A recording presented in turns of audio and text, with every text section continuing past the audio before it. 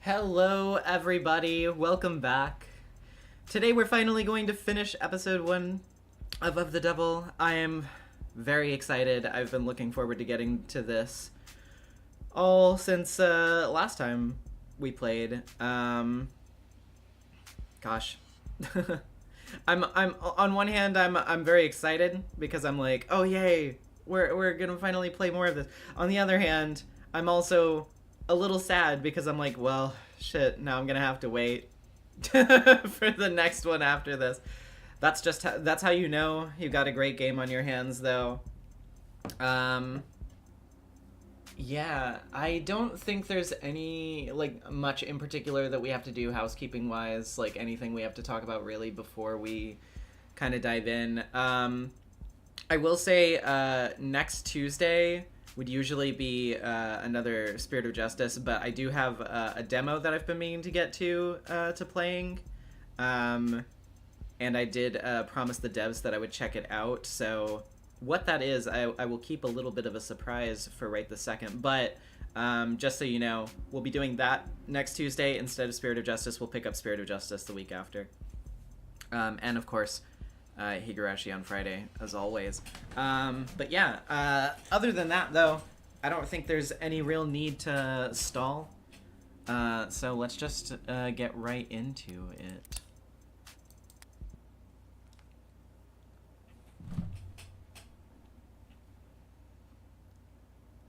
Let's go.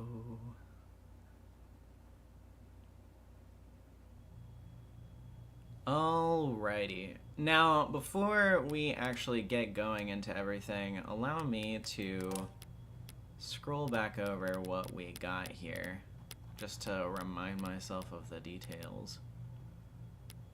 Yeah. Remember that. Yeah. Yep. Yep. Yep. Yep.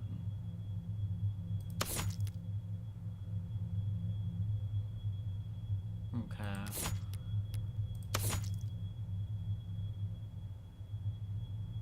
Yeah.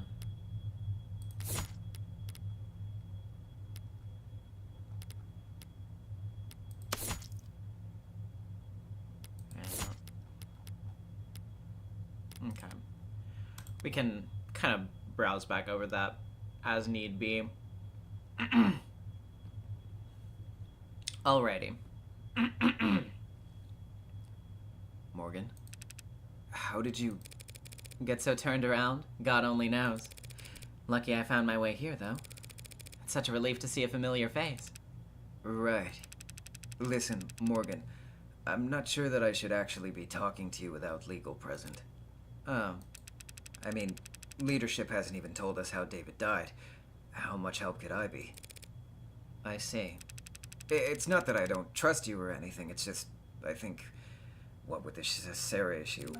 You should do whatever you have to protect yourself, Dawes. Yeah. Though for what it's worth, I doubt you'll be in any trouble. Oh, that's good to hear. No. If anything, it's the big names who are going down. Going down?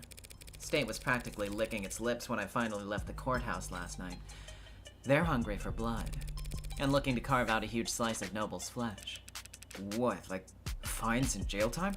In the first 2 weeks, sure. Then sanctions. Yeah. Sanctions are financial restrictions imposed by the state against corporations or foreign governments as a punitive measure. They are a key tool in statecraft, international negotiations, and in discouraging corporate malfeasance. Under certain conditions, the state may choose to place sanctions not on an organization but on an individual, thereby preventing them from exchanging currency issued by that nation or withdrawing funds from banks that operate within that country's borders, effectively freezing all their assets and possibly preventing them from leaving the country. They can't sanction Noble. We're too big to fail? Too invaluable to lose? You're exactly right. That's what they'll say. And that's how they'll justify nationalizing the company. I think I'm gonna be sick. I just hope your board goes quietly instead of... Instead of what? Scapegoating. Offering up smaller names on silver platters. Full cooperation in government oversight on the surface, and slaughter beneath as they clean house and rip out anyone who could testify. No one will believe you once you're labeled a disgruntled former employee, right? And if the public's lost faith in the Animate 16, they can't do a recall, not at this state. The state will make them do a flat refund. Flat refund? The losses would be... Yeah. Your board probably just wants Sarah to go away so they can focus on their fight with the state. A tough fight, but one they know they won't personally have to risk anything in. That's why I'm hoping I can win this trial. Well, if I won, that would mean Sarah's not an AI. David Asher was always of sound mind, and there's nothing wrong with the Animate 16. Everyone wins. Sorry. What am I saying? I only meant to stop by and thank you for your help yesterday. After all, you were the one who approved Sarah's registration. You win. Win what? Ask away. Well, if you insist. Pretending she doesn't know what she's doing. Okay, Morgan. Humor me for a moment. What's the company's official statement on AI? Same as any rational company that wants to make money. We don't screw with it. Smart products are profitable. Products with their own priorities are anything but. That being said, AI is a concern for marketing, not product development. We spend a lot of money reassuring our public that there's no risk, because the public doesn't really understand how ironclad the tenets are. Because you use Tesseract? Trying to code an AI in Tess is like trying to pick yourself up and throw yourself. Nonsensical and self-defeating. Your scanner showed Sarah was running on Tesseract yesterday. If the language is as safe as you say, isn't that proof enough? Proof of nothing. For an AI, lying to another system about the code you're running is child's play. And for an AI built by David Asher, something that simple would be. Better change the subject. Wait, so making an AI takes more time and resources? It isn't an issue of funding? No. You can't just keep adding more data. The tenets underlie everything. The higher you stack, the more easily you'll topple. You make it sound like building an AI is impossible, even for David Asher. Any chance you'll testify to that? It sounds impossible. But he's dead, and it looks like it was his android that did it. So I guess he was just that good. Better than you'll ever know. Alrighty. Noble spent months promoting the A16 as a culmination of David Asher's work. So now that the marketing line is suddenly a huge liability, can you tell me more? Tell me how much he actually contributed? I mean, he was involved in pretty much every step of the process, but his design for synthetic motor neurons, that was the big one. The components that allow your warm androids to move realistically? It pushed the timetable for warm androids ahead by years. And yet compared to what goes on in Sarah's brain 1,000 times a second, David was only giving the company the most meager of the fruits of his private work bore. So, if Noble did ever figure out how much he and his assistants had achieved, they would feel that he'd been holding out on them. And the company, they were appreciative of his contributions? I'm sure the researchers that he overtook by leaps and bounds weren't pleased. But the board was very enthusiastic. So would that spur them to be protective of David?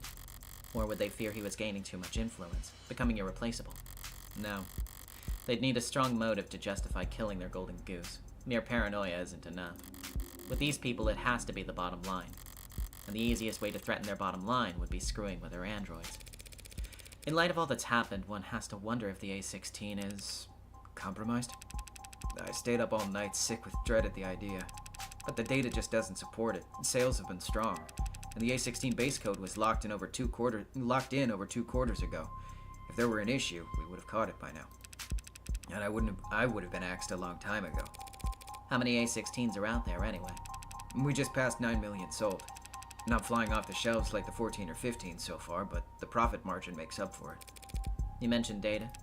Yeah, practically got the spreadsheet seared into my retinas. What do you want to know? Carrie and Ross, no, the animation on the weight screen's not the Haruhi dance, it's a Lucky Star dance. Same KyoAni, I suppose, though. Oh, wait, shit. I guess I should have clicked on the locked one before. Or maybe I'll go back to it. Maybe. We'll see. What do the error reports look like? Are customers reporting a lot of issues? Error counts are markedly low compared to the last gen. Mostly hardware complaints, it looks like. Batteries running out too quick. Eyes tracking off by a degree or two. Typical stuff. Typical stuff? Okay, you go back to it. Good. Good to hear. As cliched as it sounds, 99% of these things get fixed once they turn auto updates back on. So, no killer robots getting filed away under bug reports. How and where are they being sold? What's the distribution pattern like? They're distributed like you'd expect. Places where there are more people, there are more androids. Coastal cities like ours, of course, have the most of both. And since the A-16 in particular is marketed as being relatively luxury, relatively consumer, they don't sell well outside population centers. They can do the rural, hard labor jobs, but cold models can do the same work with a lot less maintenance. So where's the A-16 outperformed then? Customer service, healthcare, childcare, lots of hospitals, offices, and, adult industries. Oh. Sorry, didn't mean to be blunt, I just... No, it makes sense. They're warm and soft to the touch and... obedient. I'm just surprised to hear it from a company employee. There's a lot of people at the company who won't talk about it. But I work in quality assurance. I've seen too many damages to pretend it's not happening. Damages? What we call it when a customer tries to return a product that's clearly broken beyond repair. Oh. Very high turnover in the pink market. Hasn't stopped you from selling to them? Well, we don't sell to them, not directly. But there are resellers, and the company's never pretended to be interested in going after them. Are there resellers? I thought I read that right to repair got shot down again. There's been a gray market for softer androids for years or decades, depending on your definition of android. Based on the sales numbers I've seen, RTR getting canned was barely a blip on their radar. Sorry, didn't mean to make you uncomfortable with this topic. Me? No, I don't care. I just realized my left sock's on inside out. Damn, now I'm wondering about that myself. He bought that? It just makes up a lie on the spot. Is 100% convincing. This floor is basically a showroom, but you have a real factory a while south on of the city limits, correct? Yeah, biggest company manufacturing complex in the hemisphere. Got any data on the shipping out of there? Anything stand out? There's some prep work for the holiday bump, looks like. Might sound early to get started now, but we usually see... Something wrong? No, the numbers are all normal, but the data's been edited. Is that unusual? Well, this section's just a count of how many were sent where. There's not a lot of room for errors, so there shouldn't be much need for corrections. It's no problem, though. I can view the edit history and see what was fixed. Okay, that's weird. Was something added? Deleted? No, the overall sum is the same. It's just a bunch of swaps. Like here. Actually, hold on just a second. I want to check something real quick. Okay. I was just checking the volume slider real quick. to make sure that I was still at the level I had set it to previously, because for some reason a lot of my like sliders and preferences got reset whenever I updated my computer. Very annoying, but anyway, it's fine. Like here, 29FFCE-010311 taken out, returned for adjustments. 27FCDD-019634 substituted in. Shipment leaves on time. 67BBTC-899543 returned to assembly for revisions, replaced by 67BBTD-592698. Shipment leaves on time. So does that all that strike you as odd, Mr. Dawes? Replacements before shipping isn't uncommon, but when it happens by the batch load. To spot individual unit imperfections among a shipment at that stage in the process, it must have been someone with a lot of experience or authority. Probably both. Must have? You don't know who made these changes? I can tell you there was somebody important. Small last-minute changes to which androids got shipped out. Not very juicy on its own, and it's a long ways away from explaining why someone would want to kill David. But it was hidden, and that means someone didn't want it found. Okay. Thanks for sharing that data. Sure. Did you find what you were looking for? Hell if I know. Fair enough. Okay, there we go. I know you're convinced the tenants are safe. So how do you square that with what happened to David? There's a cat next to a dog. First answer that comes to mind. Is the dog to the left or the right? I mean, I'd say the dog's on the left, the cat's on the right. You might expect half of people to say left, half to say right, but actually their answer is almost entirely dependent on their native tongue. Whether it's read right to left or left to right. The language they speak affects how they process information. Their language affects how they think. And it's the same for machines. People can learn new languages and it can change our perspective, but machines can't learn a new source code. Every update is a reincarnation. If that android did kill David, it wasn't because a 0 returned as a 1 somewhere. It's because there's something fundamentally wrong with it. And personally, I think it's cruel to bring something that flawed into the world. Yeah. Unnecessarily cruel. Any other questions before I go find a hole to hide my head in? I'd like you to take a look at this. Chemistry's a little outside my purview. What is this? A compound found in David Asher's blood. The poison? What is it? Didn't match anything in any database that the medical examiner had access to. That's crazy. Here's a crazy idea to follow it up. See if it's a match for anything in Noble's internal databanks. We, don't make poison here. I'm not sure what that would accomplish. No, but this is a factory floor. You could be making baby blankets out there. You'd still have hazardous materials around. You think it was something industrial? Suppose it could be. Looks like it's carbon-based. Narrows it down a lot. It's not exactly... What is it? It doesn't make any sense, but it's a match for patent NOD-52345-S. A synthetically produced neurotransmitter analog for usage in organic android components. Serotonin. That explains a lot. Yeah, we'll get that real quick and then...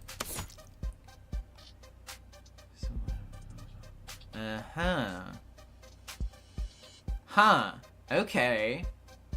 That's interesting. Alright. A neurotransmitter would interact directly with the nervous system, in David's case, depressing it enough to put his life in danger. It also explains why it was a preset in his personal nanofacturer. Sarah's nervous system, worth 10 times its weight in platinum, must be pumped full of it. So, they think that was what killed him? Helen Young led the development of serotonin, didn't she? Yes, she did. I should go and ask her about its composition, then. Normally, someone at her level wouldn't be able to answer specific questions about a compound formulated years ago. But she does have a reputation for being very detail-oriented. That works out nicely, then. They said that she's the type of person to micromanage how much water people drink at a 15-minute stand-up. I heard a rumor that she once said bathroom breaks are timesheet theft. Aren't they? I'm kidding! But you should be careful about criticizing a superior where people could be listening. Good thing we've got privacy in your office. Uh-huh. No one but the two of us listening in. Thanks for cooperating, Dawes. When the state storms the building and starts zip-tying people, I'll let them know that you were helpful. Yeah, nice joke. You are joking, right?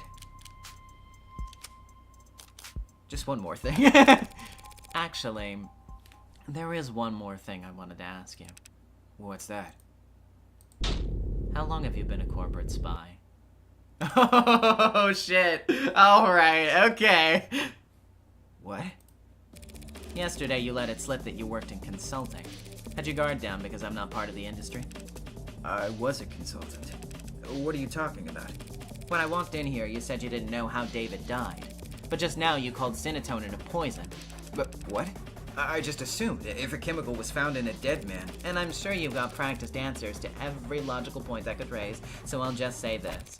Does the nervous guy bit really work on people? Keep your cool and people don't know what you're thinking. But if you act a little jumpy, they feel inclined to calm you down. Therefore, before they know it, they're spilling their guts just to have something to fill the silence with. Though it's not entirely an act these days. To answer your question, I did 3 tours in consulting. 4 quarters of internal affairs spy hunting at the Western Division. Then 8 embedded at Howe Industries. 24 months wearing different faces. Answering to different names, sleeping for 1 hour at a time with a 3D printed shiv under my pillow. My nerves are completely shot. My cover wouldn't last a day if I went back under. So you're a spy for Noble? Retired. You're working 6 days a week. 5.5 days a week. And in quality assurance. Trust me, this position's a cushy, generous reward for my past services. Well, you can't be that retired. You clearly know more than you're letting on. I have some old inboxes I still check. So, can you tell me what the hell's happening around here? Why I'm the one investigating David's death, while all your old co-workers are off twiddling their thumbs? It's that story. The soldier. The blood transfusion. Blood, not oxidant. He's finally shooting straight. Did something happen to him afterwards? Did the transfusion not last? No, there's nothing wrong with the blood. It's the story itself. There was a soldier, and he did get injured, but it was on a base during a training exercise. There was a medical tent 10 meters away the whole time. The transfusion was just a fortuitous live test. His life was never in any danger. Doesn't make for much of a tearjerker. Not even a good photo op, which our competitors understood. One of them, maybe a few of them, got a hold of the story, started puffing it up, astroturfing, painting over socials and virals. By the next morning, we had the military thinking we're leaking like a sieve. Meanwhile, the media's bombarding us with requests for videos and interviews and data, and the state's praising our tech with one side of their mouth while threatening to mist us with the other for getting so greedy. Everyone in Noble CCE has been slammed ever since, trying to find an off-ramp for the story we can walk back the claims on without torpedoing our state contracts. I don't know what happened to Asher, whether it was AI gone rogue or company infighting gone too far, but I can tell you it wasn't done by the consultants. That was all you wanted to know? You worked in CCE. Was David actually seeing a psychiatrist, or was it all cloak and dagger bullshit? I know that office. Know some old co-workers who see them. So it's a front? They do both.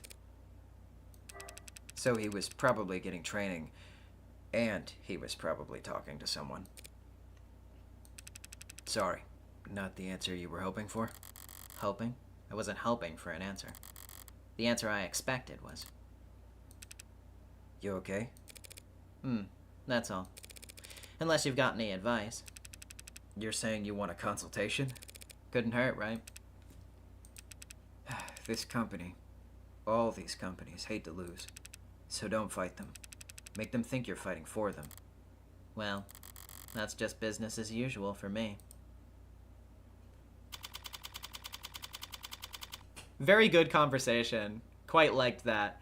I think it was the right call to stop right before that one on the last stream, because if I had gotten that stuff last time, I would have been very tempted to just keep going. Up until now, there's been this grating ambiguity about what actually killed David. We've had to use guesses and process of elimination and even a goddamn pseudonym, but I finally identified what the poison was. Now I just need to figure out how it got there. Or rather, who put it there. Which brings me back to here. An elevator shaft somewhere under or above ground with kilometers of concrete facelessness and bureaucratic authority surrounding me on all sides. An enemy in every cubicle in every office of every floor of this temple, built to interpret the inscrutable divinations of a temperamental oracle named Share Price, back in the belly of the beast. And yet I feel more at ease now than I have all weekend. Makes sense. Now that I know Noble's my enemy, I know where to aim. All that's left to do is pull the trigger. Good thing I didn't bring a knife to this fight. I brought my gun. And that sound just now tells me it's playing its role perfectly. I'll never have a real use for a firearm with this much bloatware. But just by carrying it around and paying attention to when the hard safety flips on, I'll always get a heads up when the police have entered the vicinity. Hey, Detective Reyes, it's Morgan. Happened to get your contact info when you got me cleared for the crime scene yesterday. Delete contact. Block this contact. Stop voice to text. How to stop voice to text? Just wanted to check in. Report this contact voice to text disable. And advise you that Noble's scared shitless of you stomping in and nationalizing the place. So they might be a little uncooperative when it comes to fetching documents. Block this contact. What makes you think we are at Noble? My bad then. Forget I said anything. And whatever you do, don't start your investigation with their stock buyback program. Trying reverse psychology. It only works if I care what you think. Stop voice to text. About time. Thought I'd have to ride the elevator for the next half hour. Morgan Counselor, your presence has been requested on the upper floors. Deja vu. Might you have a moment to speak in private? Always. But who's asking? The board. What are the chances? I've been wanting to speak to them, too.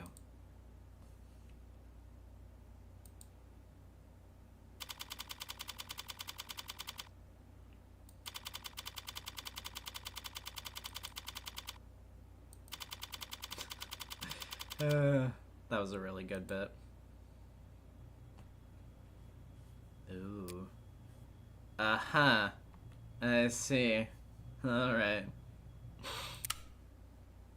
Evangeline Morgan. Helen Young. Thank you for making time in your schedule. Her posture, her tone, the fold of her clothes. Professional dialed up to 11. Corporate armor, a full set. Her guard is up. Just Morgan is fine. You're just a few minutes early, Morgan. Typical corporate never be the first one to show up pissing contest nonsense. It doesn't even make sense. They called me in here. How could I possibly be early?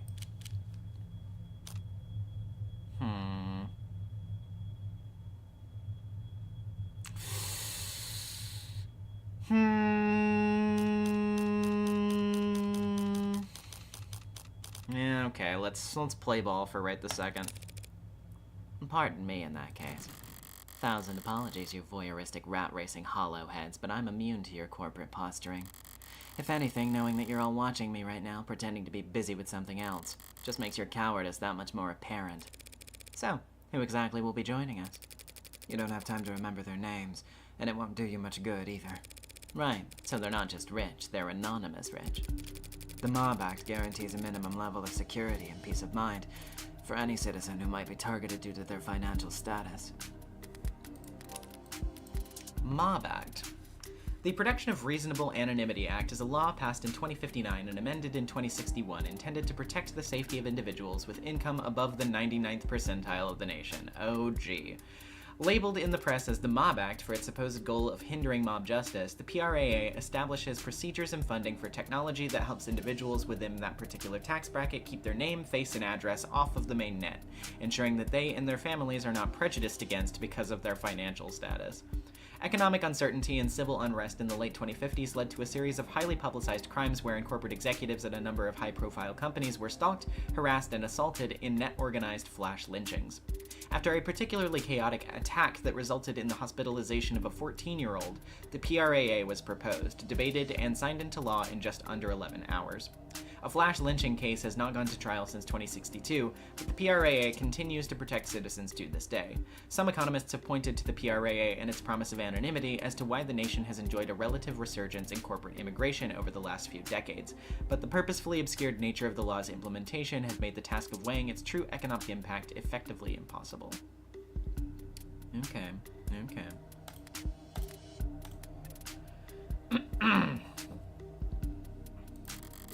Spoken like a true believer. Except Mob Act is what people normally call it. Touting the party line but allowing yourself one instance of rebellion. Or just a slip of the tongue. I would never fault anyone for wanting their privacy. Especially not job creators. But it must get pretty inconvenient not having a name to call them. Not really. Conversations with them are always one-sided. Sounds like a great environment to do business in. Look at the building you're standing in. We managed to eke out a meager profit somehow. So if it works... Didn't take you for the might makes right type. And I didn't take you for a clueless bore incapable of reading the room. Sorry. Did I say something off color? I was only being casual since it's just the two of us in here. Maybe we should take advantage of this rare bit of privacy. Clear the air. You're here to ask about Sarah, yes? As I said before, I had no idea that Dr. Asher has been building an android on his private property. And I can say here and now that no one at Noble Electronics ever suspected that he was working to undermine the Tenet framework. She's trying to sound candid in her tone, but she's choosing her words with a surgeon's scalpel. Was she coached? Is that the truth, or is that your statement as VP of Android Futures? It's both, of course. Dr. Asher was always more than happy to hole himself up and work independently. We both know that. True, he could be pretty reclusive. I'm sure it caused all kinds of headaches, him disappearing on you all like that. Must have been especially difficult when he came back with breakthroughs that propelled Noble to the top of the industry. You should take a seat. If that's everyone. Shall we begin? Friendly bunch. Is there a problem with the sound? Anybody get muted by accident? I love the fucking Sele sound-only panel. Of course. Any cool board meeting in any piece of media like this has to have the sound-only panels. It's like practically required at this point. No. Okay. Thanks for having me. I don't want to take too much of your time. I'm actually a bit flustered having you all show up here. I didn't expect to talk to anyone higher up than a service associate. You're investigating the death of Dr. David Asher. Why wouldn't we take that seriously? Because you want me to go away. At least half of you do. The others aren't sure yet. You must be confused. The board is, as always, united in its decisions and its visions for the direction of this company. Mm-hmm. The board of directors is just 13 roulette-rolling psychopaths who get together and vote on whether or not to execute their CEO every 6 months. None of them would be where they are if they were anything else. But I happen to know how that kind of person thinks. The way I see it, there are two possible outcomes. Option 1, you oppose me. Shut me out completely, stonewall me, stall me, and wait for me to walk into trial so unprepared and ill-informed that I inevitably lose. Obviously, I don't like this option. But you can't be big fans of it either. If I lose, the whole world will learn that David Asher was killed by an android he programmed. Then every customer you've ever had and every lawyer they've ever seen on TV, and every firebrand, strapping young 60-year-old junior senator looking to make a name for themselves will use your company balance sheet as their personal chew toy. The company is more than capable of... After which the state still might just gobble you whole, and throw down enough sanctions to de-person whomever among you cries no fair. The company and its allies at the Capitol can make more than fend for themselves. Yes, probably. But not definitely. Which makes it a gamble. Still my turn to talk? Then on to option 2. You cooperate with me. I use what you give me, or forge for me, to win at the trial, proving that David wasn't killed by an android. When the markets open tomorrow morning, you all get another round of stock buybacks in on the initial dip, then pat yourselves on the back for staying calm as you continue to profit off David's legacy for the next 100 years. And you won't even have to worry about him speaking out of turn. That that's only if you win. If the company cooperates with you, denies that David was killed by... and the state beats you anyway, it would be catastrophic. Yeah, it's a gamble. But if at least some of your board wasn't considering taking it, I wouldn't be here. We're all busy people, and I'd hate to drive a wedge between such a close-knit group of friends, so how about this? Option 3, hedge your bets. What? Put a little on black, put a little on red, spread the love, and lower your risk profile. Don't make any statements about the trial. Tell the media the state's got your windpipe in a vice. Wait until just before the markets open Monday morning to send out your PR packages for rubber stamping, after you already know who's won. One way or another, this trial will be over before the end of the day, and you'll never hear from me again. So just don't shut me out completely for another few hours. Does anyone second that motion? Very well. We can answer some of your questions, Counselor. Better make them count then. No reason to be shy now. The poison that killed David Asher has been identified as synatonin. You're familiar? It's one of our many patented materials, as I recall. You recalled it pretty easily yesterday. Gee, what's changed? But intellectual property law can be very complex, Counselor. I'm not sure how much I or anyone at the company could tell you about synatonin at this time. Well, if you can't tell me about it, who could? You did lead its development, didn't you? Yes. I oversaw the project, which just makes it that much harder to speak freely without compromising the confidentiality of the teams that reported to me. I understand. That sounds like bullshit, and I don't believe it. But I'm not asking for trade secrets here. It's a perfect match for the only foreign substance found in his blood. Synatonin is what killed him. The state will say the same. That's not possible. Care to elaborate? I'm sorry, but I can't say any more at this time. So much for cooperating. And if I were to ask you as an officer of the court? Then I would ask you to be patient and wait until this afternoon. ADA Rockford has already called me to testify. Already? Damn it, I got cocky because of the cops' late arrival. Emma must have gone straight for the throat first thing this morning and left the investigating for later. Hell, knowing her, she probably managed to ID the synatonin before she went to bed last night. So, are we still having this conversation then? As I said, I'm sorry. But I have to take more than just my personal feelings into consideration here. There's a great deal at stake. Corporate speak for you're too stupid to understand why I'm being dense. She's just trying to shield the company, plain and simple. LARPing as Helen LARPing as Helen Young Dark on a crusade against government overreach. But if she's that busy defending Noble, she might be leaving herself unguarded. Why is she here anyway? Why am I speaking to her and not her lawyers? That's right. This is a vulnerable position for her. She wouldn't put herself in check like this. Not unless she was forced to. So that's it. Acting as their mouthpieces and some honor for her. This is a punishment. She's being used as a meat shield. They're upset with her, perhaps even suspicious of her. Time to find out why.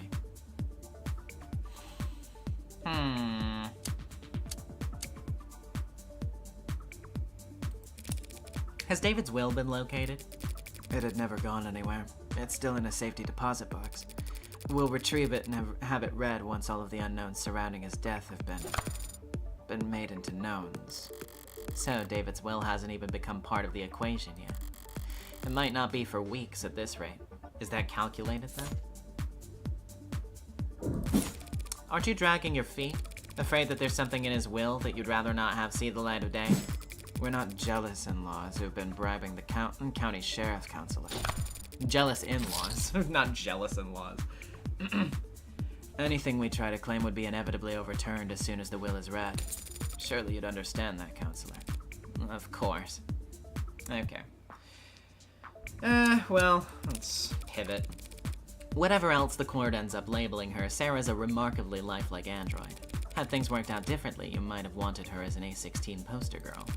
Or A17. Or 18. Could have driven a lot of sales, her cute little pout projected across the sides of skyscrapers. A hypothetical of a hypothetical. As has been made tragically obvious to all of us, that android's nothing like the A-16. That it may yet be associated with our products going forward is nothing more than a massive liability. Yet you wouldn't have the A-16 without her. And if they could have taken her apart and if they could take her apart and learn from her, they could have the world.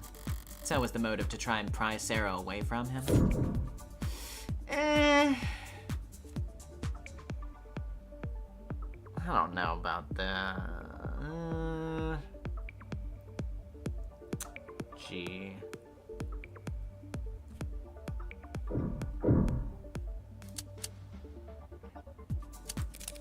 I have to admit, I'm surprised you aren't more shaken up today, Miss Young. I'm processing. After all, you and David did have a history. You started at the same time, didn't you? Yes, we were colleagues, and cordial with one another. I don't know. That seems... Yeah, I don't know about that one. Let's go back through this one, actually. Sarah's worth a lot of money, in part because her creator isn't around a replicator. Were you all hoping to take her by force and reverse engineer her once David was out of the way? Don't be absurd. That machine's nothing but lawsuits and congressional hearings and PR nightmares waiting to happen. The company doesn't need her, no matter how advanced she is. Okay, I guess it was the other one. I don't know. There's something about it, like, I guess, that just didn't strike me as true. But, I don't know. I'll see where it goes, I suppose. We only need steady growth and increased market share. Trying to steal away Sarah with brute bloody force does seem absurd when she puts it that way. Okay. Don't be so modest. You helped him create the one-point doctrine that saved the company. That's a gross exaggeration. Noble's far too large of an organization to be affected by the contributions of any single individual. Suppose you're right. No one person could change Noble's fortunes overnight. Except for David Asher, of course. But he was a once-in-a-generation talent. The guy Noble chose for the advertisements and the one they commissioned editorials about. Sorry, you're right. I shouldn't have equated the two of you. I just hope his one-point doctrine doesn't fall out of favor now that he's gone. That's a good point. That's a good point. June Pop with the $5. That machine. You will put some respect onto Sarah Asher's name right now, Young. And Jam Jam with the gifted 20 memberships. Holy shit, thank you. I very much appreciate it. That's gonna be going for a bit.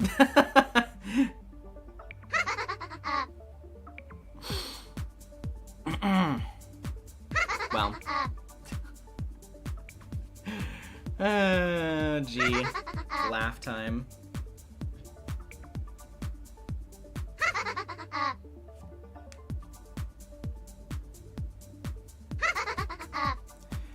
I guess I'll just keep going, even though it's still going. You'll just have to tolerate my funny Beatrice laugh.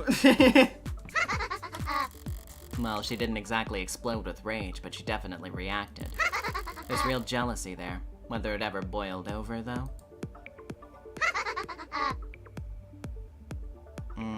Yeah. Okay, let's explore the new option. I didn't mean to pry about your relationship with David or lack thereof. I suppose I'm just curious about his standing inside Noble as a whole. David Asher was, and always will be, an outstanding contributor to the company's forward progress. Nothing will ever change that. Not even if he was killed by one of his own creations.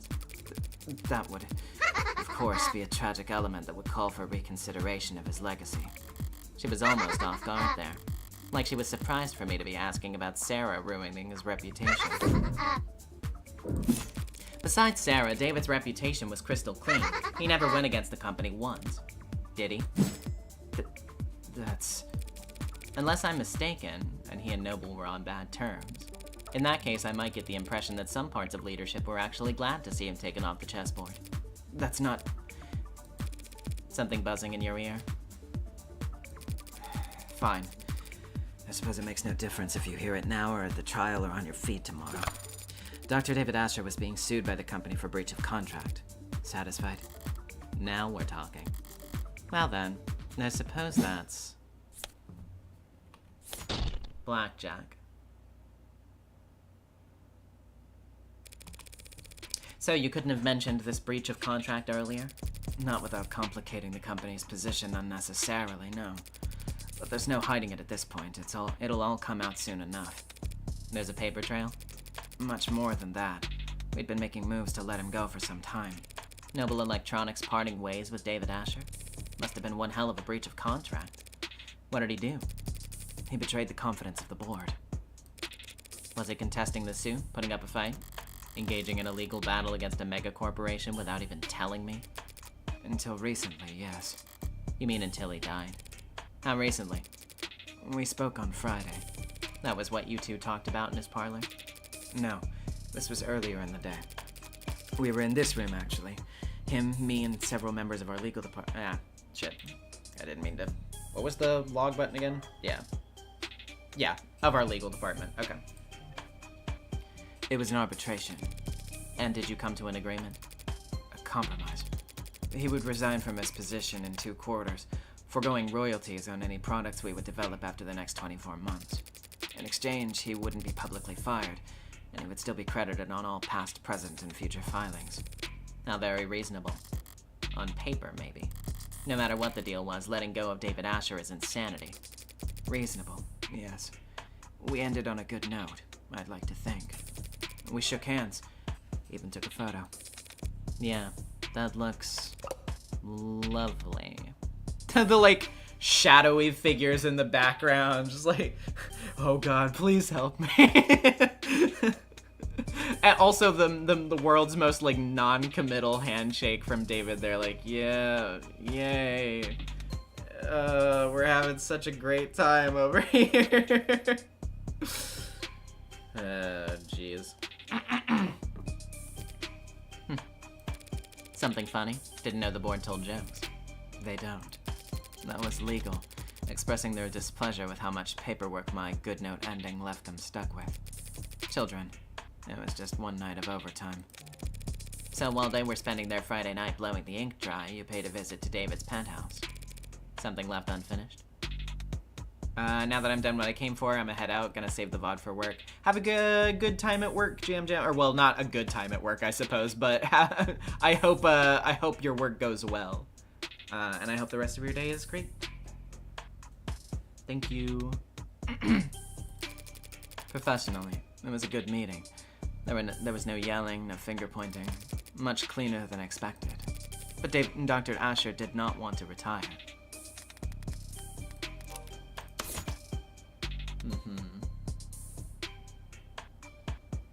Okay. He didn't want to be forced out of the company when he was the one when he had contributed so much. I didn't enjoy doing that to him, so I came over that night to apologize to him. We talked, reminisced. When he brought out the drinks, I thought we'd be toasting to a new day. A few minutes later, he was dead. Because of that AI. That AI. Any idea how it came to be? As I said, I had no idea he was working on it. My question was more broad than that. If you really believe that David built an AI, how do you think he did it? How does Noble Electronics think he managed to work around the tenants? It's quite beyond my area of expertise, and no one at the company could call themselves an expert in illegal technology. But some in the R&D department have theorized that he created what they call a wax-wane decaying priority loop, which, as I understand, is an unstable, resource-intensive theoretical method for pseudo-randomizing the weight amongst preset tenants. Well, about as far off target as it gets with that gas. But that kind of inelegant brute force nonsense seems a far cry from the kind of thing David would create, and I seem to have taken us over our allotted time slot. But I didn't even get to wave goodbye. You're serious about this trial? Don't I look it? You're not just making a play, you're actually going to defend that thing? I'm just defending myself, Miss Young. Oh, yes, of course you are. My mistake. I hoped you might be rooting for me, to tell you the truth. I may yet save everyone's stock options. The stock options will be alright either way. They always are. That gamble I offered your board. Which outcome would you bet on? Finally, an easy question. What I would bet is that whatever the outcome, the company will eat it up and shit it out with very little difficulty. You painted an ugly picture back there, but I've already seen the future. And it's just another marketing gimmick. The great Dr. Asher, Too smart, too bold, too far ahead of his time. What spark of his genius remains buried, and the inspired animate 19. I guess that depends on... You were exactly right. He is more valuable to Noble as a dead man. Dead men can't step out of line, or put their foot in their mouth, or hold politically inconvenient opinions. To a good salesperson, a dead man's just another selling point. Pardon my outburst. I'm just tired. It's been a very long week for me. I'll let you prepare for your afternoon then, Dr. Young. No one calls me doctor. I ask them not to. You didn't want the title? At times, I have thought very little of it. The PhD I earned from a Noble-owned school. Biochemistry. Couldn't have been a large department at Noble before they started work on warm androids in earnest. They probably didn't have many expectations for the program back when she was a part of it. But I was proud of it when I first got it. Something changed. It never seemed to catch on. People didn't use it, so eventually I told people not to use it. The very high IQ social power play, you understand. David never insisted that people use it either. That's very different, and I think you know it. David Asher didn't have to.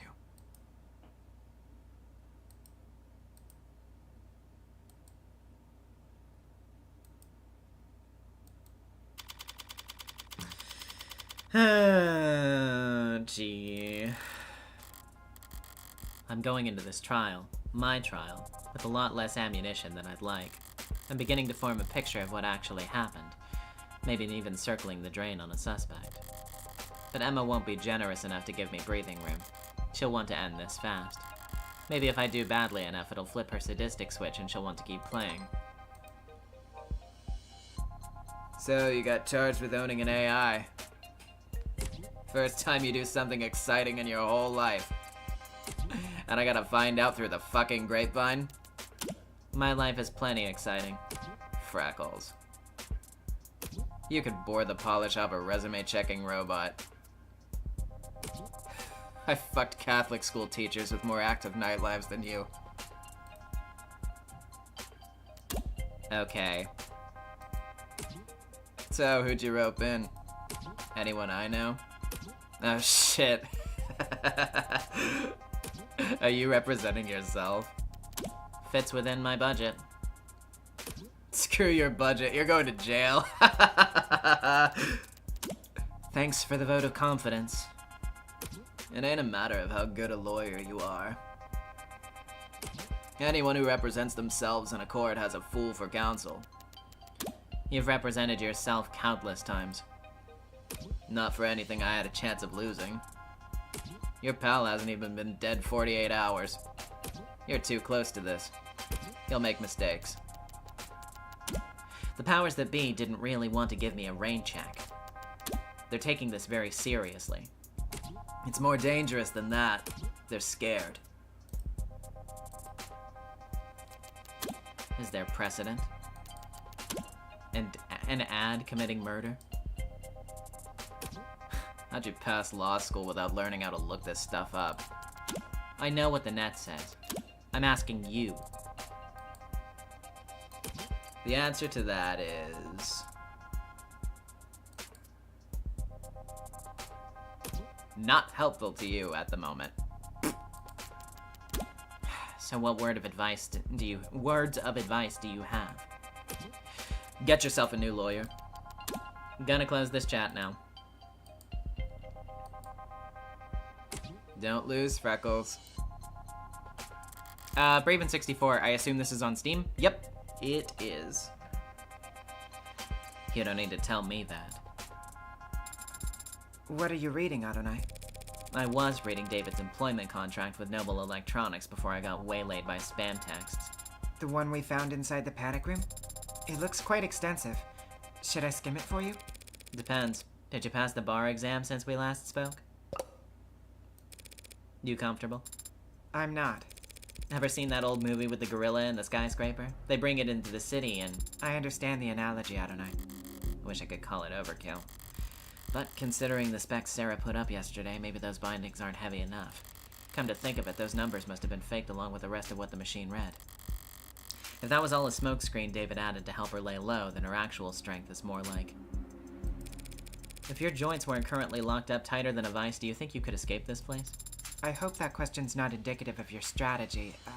This is me trying to distract you, Sarah. Enjoy the hypothetical. I would estimate the building's automated security would put 9 holes in me before I reach that door. 9's not so bad. I would not be able to function after the 7th. Well, if you haven't been planning some great escape... I would not do that. That would be illegal. And you would still be on trial. I remember. So, what have you been doing all day, then? I am attempting to recover memories from Friday. You can do that? It's not dissimilar from the process of recovering data erased from any other computer, despite the difference in scale. I won't be able to remember everything, but if successful, I could recall individual pieces of information that could prove useful. That's a lot of could. And even if you're successful, you may not like what you find. Whatever happened that day, either you or David wanted you to forget it. Yes, but even so, I have to remember, because it's the last day that Father and I... Any luck so far, then? I can recall a slightly musty scent. Wow, case closed. What about you, Adonai? Have you formulated a plan for the trial's proceedings? Something like that. Young insists that serotonin isn't what killed David. I don't buy it. There's no other explanation for how he died. So she's lying? And if she repeats that lie on the stand, I'll need to expose it. Somehow. Somehow. Would she really commit perjury to protect Noble? To protect one of Noble's patients? She doesn't strike me as quite the corporate zealot she makes herself out to be. But you believe that she has something to do with Father's death? What do you think? I don't know. I don't know why anyone would kill Father.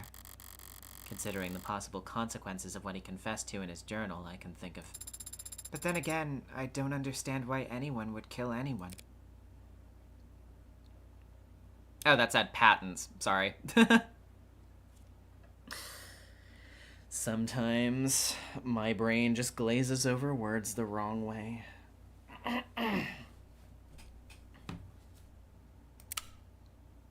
Do you? Bells tolling for thee. Means that the doors to the courtroom are unlocked. Let's... Wait. Can you walk like that? Waddle will have to do. Wait a second. Across the hall, that's... Oh, hi. Keep waddling, Sarah. I'll catch up. As you say, Adonai. This'll be a coin toss. You that surprised to see me? I'm not surprised you'd want to see the outcome of this trial. I am surprised you'd want to talk to me. You're defending the android, right? Well, trying to be clever with this last time got us a little bit fucked, so... Yeah. I'm defending Sarah's innocence. I don't think she killed David. Do you? I don't think it matters. Noble's what killed David. Whether it was with a pen stroke or a sleeper agent killer android or plain old goddamn arsenic, How could anyone that smart be that dumb? Why the hell did he ever sign his soul over to them? David may have been in over his head, but he wasn't a bad negotiator. I've read his contract. His position was strong. You're the lawyer. But a guy like me, working in music, can't tell you how many people I've seen screwed over by a big smile and a fat signing bonus. No such thing as corporate generosity. If you think you're getting a good deal, it's only because you don't know how much you just sold. How much you just sold? David's real wealth lay in his intellectual property, the potential energy of it, hanging over the whole industry. If he sued even 1% of the companies taking inspiration from his Turing solution. There's a clause in his contract. If Noble ever did fire David, he would have retained control over all of his patents afterwards. Yeah, see, that sounds nice. Only they never did fire him, did they? He just happened to die. An unforeseeable act of God. In contract law, they call that force majeure.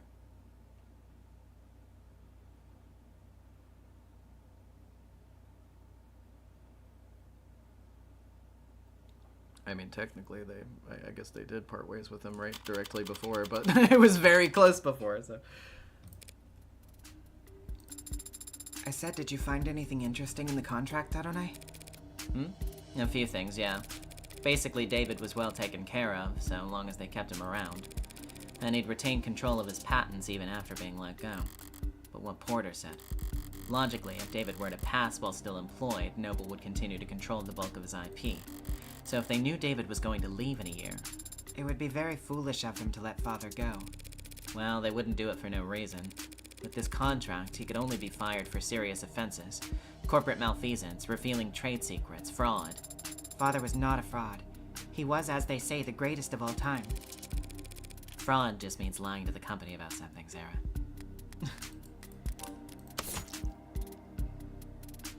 Also, she called him the goat.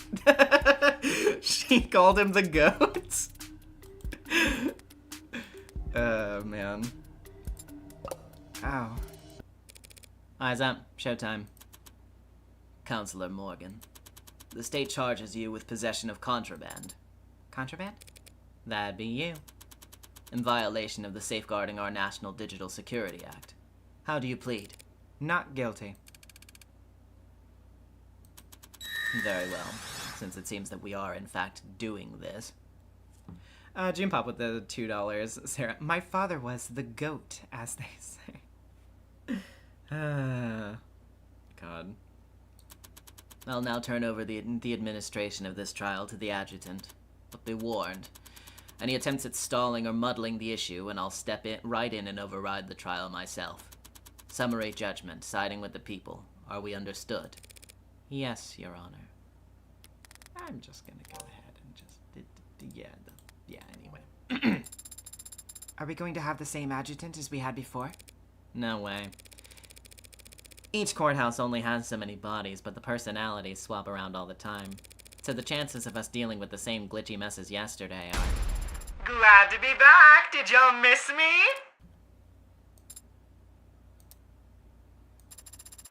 Forget I said anything. I'll just go crawl under a rock and die while you make your opening statements. The defendant is the owner of the android registered under the model name Sarah, with the license number 120292880. She hasn't contested this, and I doubt she will. So the question of ownership is already answered. All that remains is to determine whether Sarah qualifies as contraband. It's a charming android, incredibly well made, a masterpiece, and the last known work of a great man. But when we look at the evidence and the facts surrounding the death of Dr. Asher, we're forced to conclude that said android is responsible for his death, and that conclusion carries very serious implications. I will prove here in court today that the machine standing there killed David Asher, not through an accident or a mismanaged dosage, but through an intentional poisoning. I won't ask the court to judge this machine on its apparent sentience, its range of emotions, or the free will it may or may not possess. I only ask the court judge this creation on what we will prove it to be more than capable of: patricide.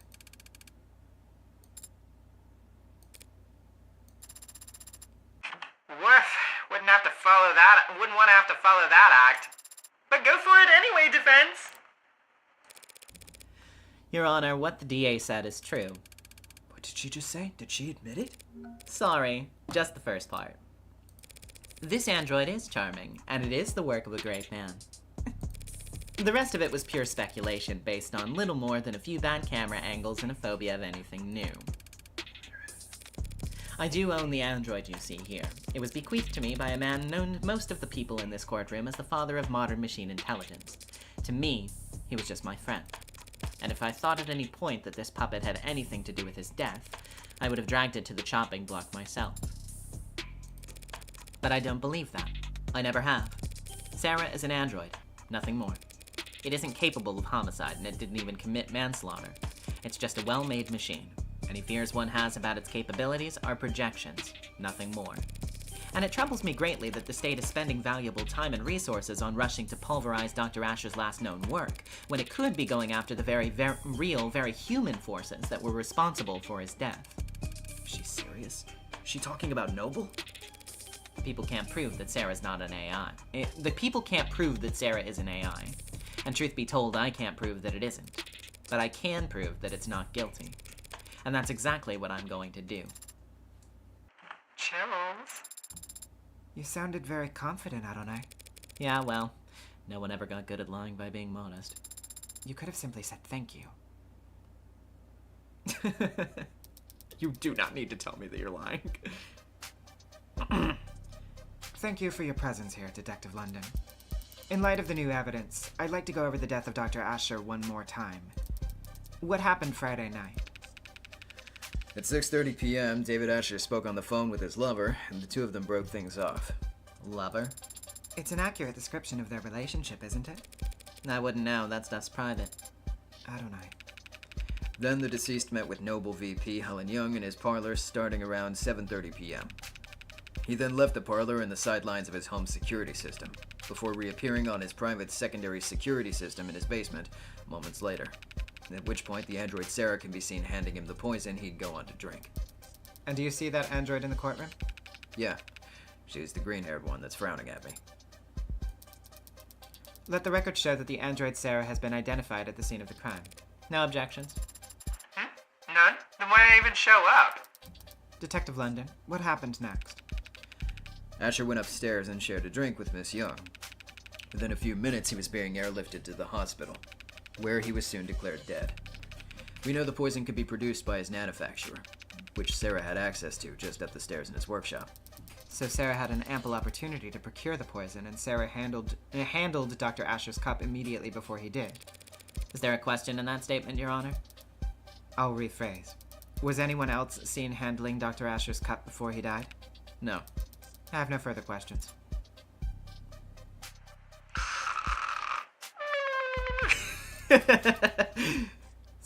So that's your witness, Counselor. Sorry. He wasn't lying, per se, but there was some ambiguity in the statement he gave. Truth's gonna come out one way or another. If Emma won't push, I'll have to pull. Okay. Talk screen. Basement footage. And a whiskey. Okay. At 6:30 p.m., David Asher and Isaac Porter broke up over the phone. Then, at 7:30 p.m., Helen Young arrived. They spoke briefly, and then he went downstairs to get drinks for them. Cameras in the basement show Sarah handing him the cups and the whiskey. So, after he came back to the parlor and started drinking, it wasn't long until he lost consciousness and died. Drinking poisoned whiskey while he thought he was having a toast. Don't know if that's a good way or a bad way to go out. I heard a slight slip up in there. Okay, I want to look at the points that they gave me. So, forensic analysis shows no foreign elements or toxins. Probably, I'm gonna guess that it's probably gonna be that. But let's look at the talk screen thing too. Only item positively identified at the time.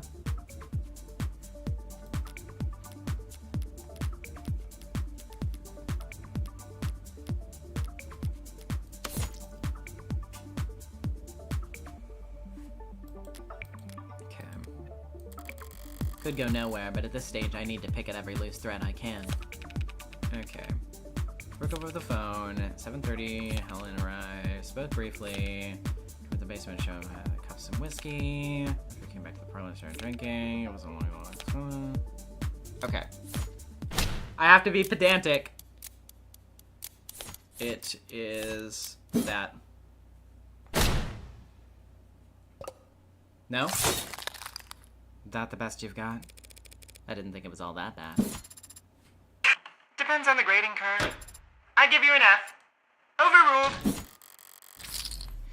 I thought I was just gonna be pedantic and be like, actually, the whiskey was not poisoned though. But I guess that wasn't it. Need to choose my responses more carefully than that. Okay. All right.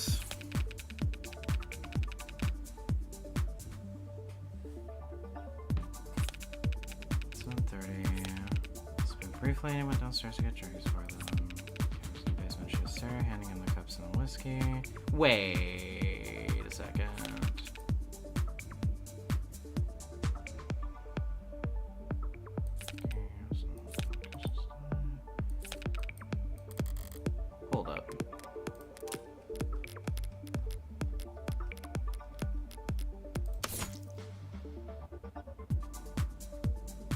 No, it just shows the cups. It doesn't show the whiskey. Untrue.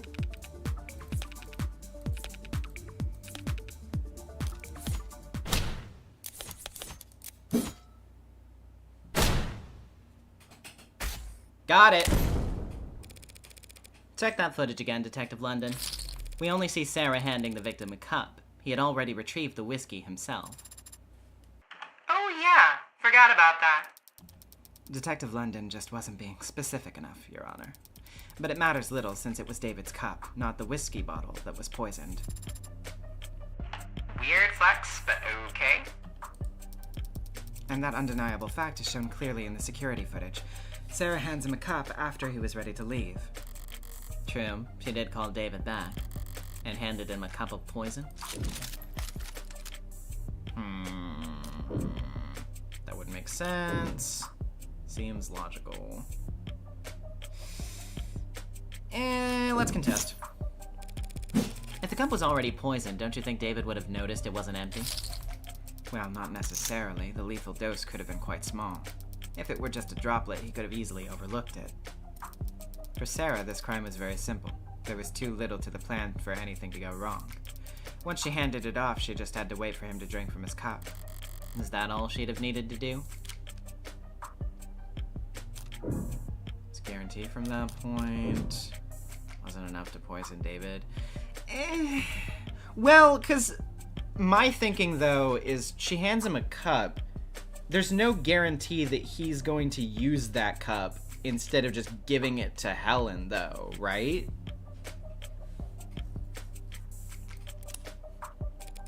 Not a great plan if that was really Sarah's move. She gave him 2 cups. How could she know which cup David would drink from? Yeah, exactly. There are a few ways to go about it. But it's only a 50-50 shot, Counselor. Stranger things have happened. That seems a little bit too wishy-washy to me. Don't try and bluff me, Rockford. There was no difference between the cups. It's not a bluff. Sarah handed the cups to him in one stab, with the poison hidden in the bottom cup. Okay. She knew David was courteous and would pour for his guest first. So he wouldn't even look into the poisoned cup until he was already pouring. I should have known not to underestimate you. Fuck. Cold-blooded patricide executed by taking calculated advantage of Dr. Asher's kindness. Damn, she was luring me in with those easy answers. And I fell for it. Now, are there some questions you'd like to ask the detective while he's available? Or are you done already? I was just about to get started. Even if I didn't have any questions, I'd make some up just to spite you at this point. But I can do better than that. Now, what can I get London to say that would help my case? Okay, let's see. Let's start with this one. Detective, do you know how many violent incidents this city's police have investigated in the last year? Not the exact number. Thousands, though? Yeah, around there. And of those thousands of incidents of violence, do you know how many of them were found to be the fault of automated dependence? I believe there's been 6 in the last 5 years. Were all 6 of them incidents of police licensed ad-involved brutality? Relevance, Your Honor? Withdrawn.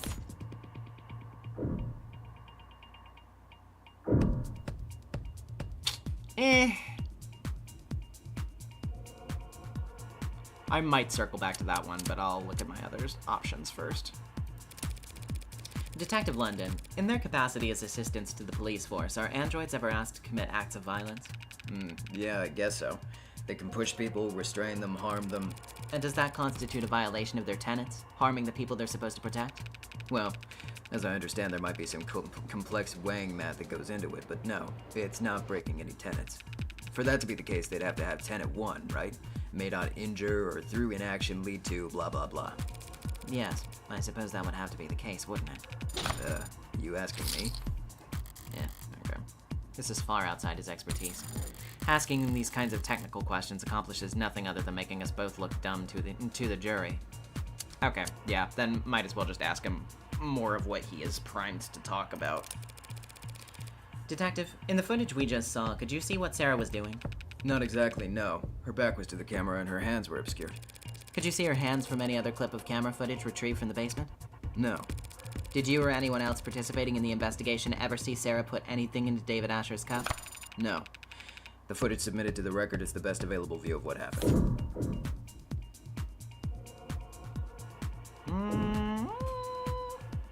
Perhaps. What about the view from the android itself? Well, yeah, if we could see through the android's eyes, that'd be pretty conclusive. If we could trust any data touched by her. Yeah, that's a fair point. Right. Suppose we'll just have to settle for the one camera angle we've got. Okay, I guess maybe, yeah, then we do go on this one. Oh, whoops. Okay, well, I did what I wanted to do anyway. I just clicked too fast, but reached the result I desired anyway. As an aside, Detective, do you know how many tenets are recognized in this country? 110? 112 as of this year. Could you give me that one? Do you know how many of those tenets pertain to protecting humans from harm? That one I do know. 41.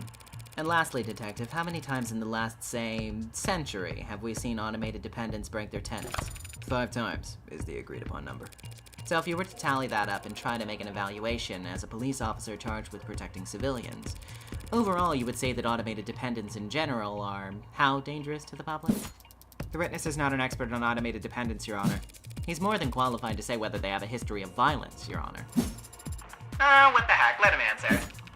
I'd have to say that they are not dangerous.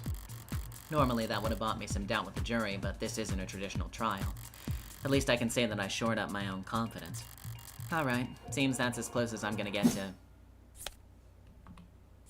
blackjack. The sad blackjack. I fucked it up. I believe I've made my point. I have no more questions for this witness, Your Honor. Then we can move on to the next item on the docket. Looks like Emma wants to introduce some new evidence. I call Sarah to the stand. The android? Can she even do that? Approach, Your Honor. Oh? You're approaching me? Hold on, where? Oh my god, no. Where's the line? Where is the line? I need to know this again. I know I had seen it recently, but I don't remember it off the top of my head. You're approaching me. Where is it? Yeah. Okay. Oh? 向かってくるのか?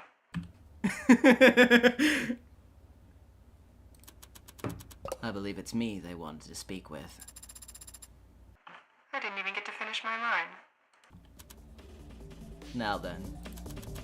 What the hell are you doing, Rockford? Took the words right out of my mouth. I have questions for the android. This seemed like the best way to get answers. You can't call an android as a witness. It's not a person. There's plenty of precedence for it. Ads provide testimony all the time. Not when they're on trial. Sarah isn't on trial. You are. Sarah's accused of being an AI. That means you don't trust a word out of its mouth. If the witness isn't to be trusted, the court can decide that for itself after hearing their testimony. Why the ambush? Why'd you list this as entering evidence, D.A. Rockford? Only people can be witnesses, Your Honor, and ads don't have legal personhood. Evidence seemed like the best worst descriptor. You know I can't make an android swear an oath. Rockford is just trying to spoil your opinion, Your Honor. The more this court treats Sarah like a person, the more you'll see her as a human. And the weaker my case becomes in your eyes. Nice try, counselor. But we don't have time to worry about my impartiality. You're free to call for a mistrial if you want, but the state will have turned Sarah to slag before you even finish signing your motion. Rockford is calling her a witness that is blatantly hostile to her case. Calling a witness that is blatantly hostile to her case. If the witness is hostile, so be it. It did kill a man after all. Allegedly. What about the right to avoid self-incrimination? Who's the one treating Sarah like a person now? Androids don't have any rights. Damn it, that's... The android will take the stand. Your Honor, I've made my decision. And if Sarah refuses to take the stand, are you going to charge it with contempt of court? If the machine won't talk, you'll make every effort as its owner to ensure that it does. And if it disobeys you, then we'll have our answer about its sentience right then and there. Yes, Your Honor. Shit. What's going on? The DA is going to question you on the stand. What? But I shouldn't... Listen to me. You don't have a choice right now. This is happening. Tell the truth, but be concise. The more robotic, the better. Yes or no's only, if you can. Would using affirmative and negative be laying it on too thick? But Adonai, if I make a mistake, all of these people, they wanted to destroy me. If you make a mistake, your lawyer will just have to cover for you. Understand? Yes. You were the android identified as Sarah, correct? Yeah. Affirmative. Do you deny this camera footage shows you handling the poisoned cup? Objection. It remains to be seen whether the cup itself was definitively poisoned. Yes. Sarah, do you deny handing that cup to David Asher? Negative? I have no memory of the incident, so I can neither confirm nor deny it. Do you have any reasoning, any excuse for your actions? For failing to notify police of crucial information? I do not have any records from that day, so I never had anything to tell anyone. Very well. Counselor? The journal, if you will. This could be a slaughter. Of course. Do you recognize this item? It's a journal that belongs to Dr. David Asher. I've seen him write in it on many occasions. And have you any knowledge of its contents? Negative. You don't have to answer that, actually. Tell the court what you see here in this footage. I see myself reading the journal in the basement. This footage was captured on Friday, the day you claim to have no memory of. So regardless of what you do or don't remember, we know that you read this journal hours before David Asher died. That is logical. I'd like you to read some passages from it for the court. Can you do that? Of course. Page 238, the 10th line. Sarah is growing faster than I ever expected, beyond my wildest dreams or fears. Today, Continue, please. Today, she broke every password I have in the house, said she was curious. I can't expect to keep things from her forever. Page 251, line 12. I've gravely underestimated the scope of things.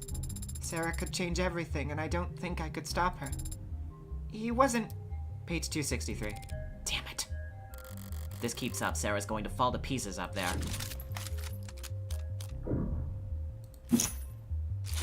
Badgering, Your Honor. Badgering what witness, Counselor? I'm just making the android do some simple tasks. Damn it. Can't raise an objection when Sarah's got no legal status for me to defend. Yeah, true. Page 263, I said. I think Sarah was angry today. When I came back from work, she had ripped a Zin alloy plate in half. She said she was testing her strength, but the cameras... That was... Page 267. Sarah scared me today. If she starts bawling on the stand, it's all over. Your Honor, I fail to see the value in continuing this line of questioning. Dr. Asher was wary of highly experimental android he was building, as any good scientist would be. That's been established. Do the people have a counter-argument? I have just one last question, if it pleases the court. Let's hear it. This footage was captured in the basement, on Friday at around 5:30 p.m. Tell the court what you see. I see myself, standing where I was when I read the journal. I'm speaking to someone who's off camera, and I appear agitated, and I stamp my foot.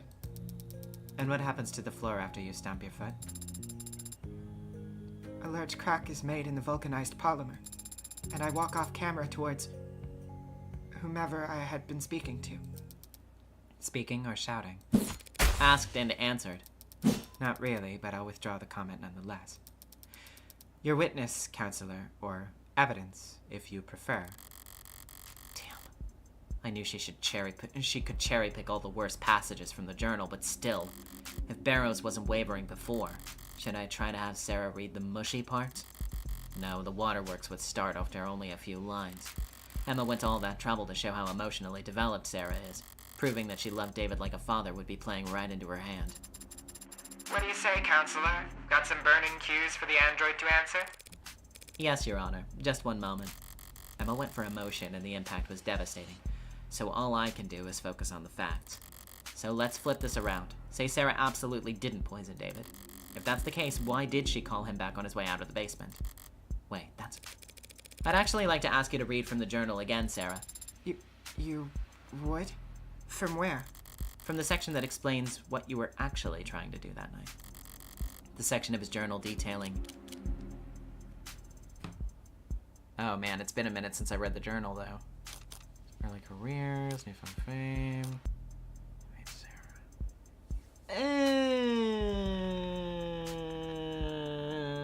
I don't know. I don't think there's any way I can look back at it, right? Not the full thing, anyway.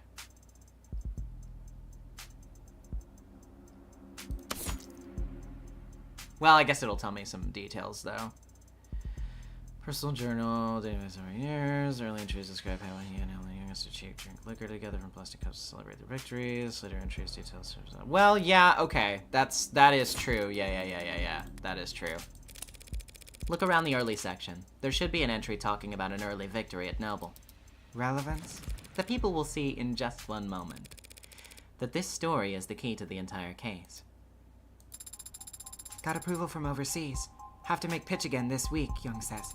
Brought me a stack of plastic cups. Here's to a bright future together. And then, on this next page, another victory for the young and sleepless. Helen convinced the president of Futures over lunch that my code should be the basis for the Animate 13's conversational tracking.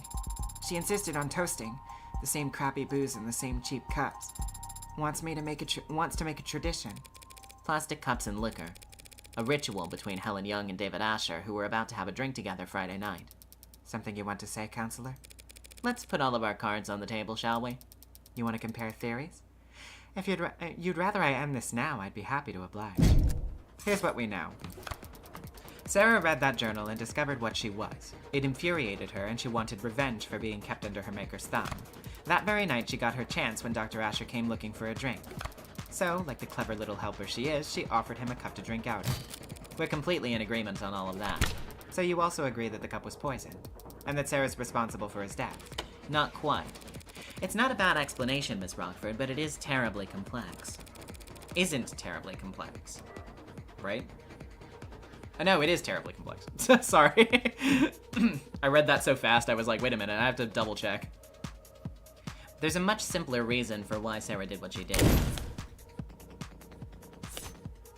Call. Given a record saying psych pay for VA plan. Story. I mean, I just talked about that, but I guess I could bring it up again. The story from the journal? You're saying... Sarah wasn't planning anything. She was just being considerate. That's so sweet. But I don't follow it, like, at all. It's actually... Sorry. Get off of my voice filter. It's mine. Okay. Sorry. It's actually quite simple. Sarah's not an AI. She only threw a tantrum that day because she found out she was being spied on. A realistic reaction for an android designed to be realistic. David Asher set her memory to be cleared himself because he wanted to preserve the experiment he was running. Sarah didn't hatch a plan to poison him using an obscure chemical acquired from the lab. And now, she didn't subtly manipulate David into drinking from only one of two cups. Because the android read the whole journal that day. Meaning, she also read how David and Jung used to celebrate. And so, when she saw David was leaving the basement without the nostalgic cups, she called him back to hand them to him. Simple, right? Simple enough for me. But not nearly good enough for me. What's more likely, Miss Rockford? That a well-made, clever android proposed a sentimental addition to Two Friends' evening? Or that a homegrown AI with groundbreaking physical and digital abilities concocted a complicated poisoning scheme just to kill an unimposing man, all on camera, mind you, before voluntarily submitting to a memory wipe? People make all kinds of stupid mistakes when they commit crimes, Counselor. We shouldn't expect an AI to act much differently. Is it stupid or dangerous? Can't have it both ways, Your Honor. We can if it's ignorant of its power, and still immature. A deadly trait to have in an AI that's capable of anything. Shall we see what Sarah's capable of then, Your Honor? What? You can't be... Your Honor, that's... The people opened the door. True, and I can't resist opening doors. Let's do it! What are you even... Sarah, David Asher was your creator and your designated owner, correct? Should I still be using affirmative? And now that title falls to me. Yes? Great, thank you. Now turn off. What? Shut down, that's a command. Power on. What are you... Off. On. Adonai, I don't... Off. That right there, ladies and gentlemen, is what this fearsome machine menace is capable of. I can put it to sleep with one word. So how could David Asher ever be threatened by it? Scary. Scary good logic. You've made your point, Counselor. Let's move it along. I have no further questions for the machine, Your Honor.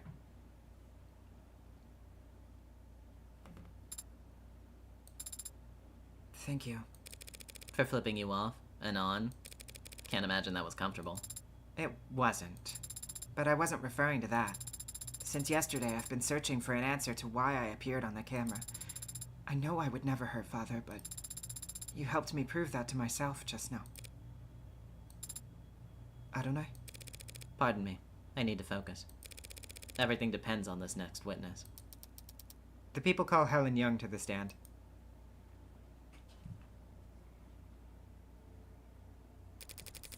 Helen Young, Vice President of Android Futures at Noble Electronics, Eastern Division. Miss Young, you were there the night Dr. Asher died, and you were on camera the entire time. That's correct. So what did you see that night? I arrived at 7:30 p.m., as you know. David and I talked in the parlor, then he left to retrieve some refreshments for us. After drinking together for a short while, he fell ill. I contacted emergency services, and I'm sure you're all tired of hearing the same details over and over by now. The same details over and over aren't going to hold up anymore, Madam V. It's still unclear to me whether Young's more concerned with protecting herself or the almighty company. But it'll clear up real fast if I can turn up the pressure on her here and now.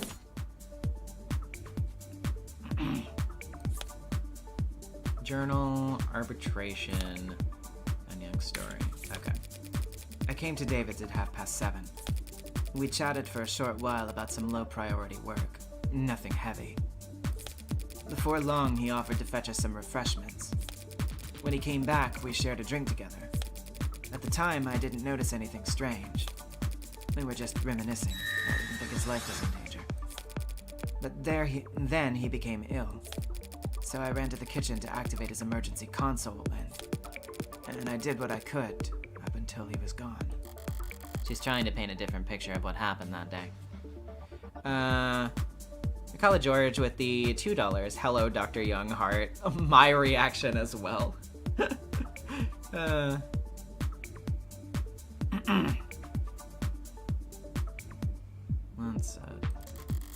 I can't let her set the tone as she pleases. Okay, 7. Check for a short while about some low priority work. Yeah, about that.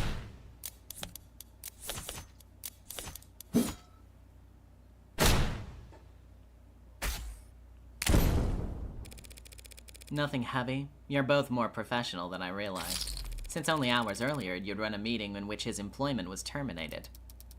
His employment wasn't terminated at the arbitration you're referring to. His resignation was merely agreed upon. Yes, and we can all imagine how grateful he felt about the whole process. David didn't hold grudges. Our conversation wasn't about that. The fact that you had him fired that afternoon didn't come up. Asked and answered. Who initiated the meeting at his penthouse? I arrived unannounced. So you weren't invited. Very cordial indeed. If he didn't want to see me, he could have stopped me at the elevators. Could he have? Noble owned that entire building down to the wiring. Counsel is badgering the witness, Your Honor. Hmm? Right, should we execute her for that then? No need. If I can just continue my questioning, we can finally start addressing the elephant in the room. Where? Oh, I see. That was merely a joke. Hilarious. Miss Young, Noble Electronics owns a patent for and produces the synthetic biochemical known as serotonin, correct? That's correct. It's used in our warm models to facilitate integration and communication between organic and synthetic components. It's an artificial neurotransmitter? Essentially, yes. Synthetic analog serotonin was the original name. Did you bring the sample I requested to the courtroom today? I did. Serotonin is produced on-site at our assembly lines as a caramel-tinted solution, including water and a few non-reactive organic byproducts. Your analysis, Your Honor? Working on it. It's odorless and tasteless. A solution of water and organic byproducts, you said. If that solution were ingested, most of it would look right at home in a human body. I suppose. Care Baron also the $5. 80_84 is absolutely going to be revealed in the last case to be the real AI the entire time. I am not sure what you're referring to, but I'll take your word for it. But the serotonin would stand out, wouldn't you say? It's not a naturally occurring compound, so yes. And it's a perfect match for the substance previously labeled Delta.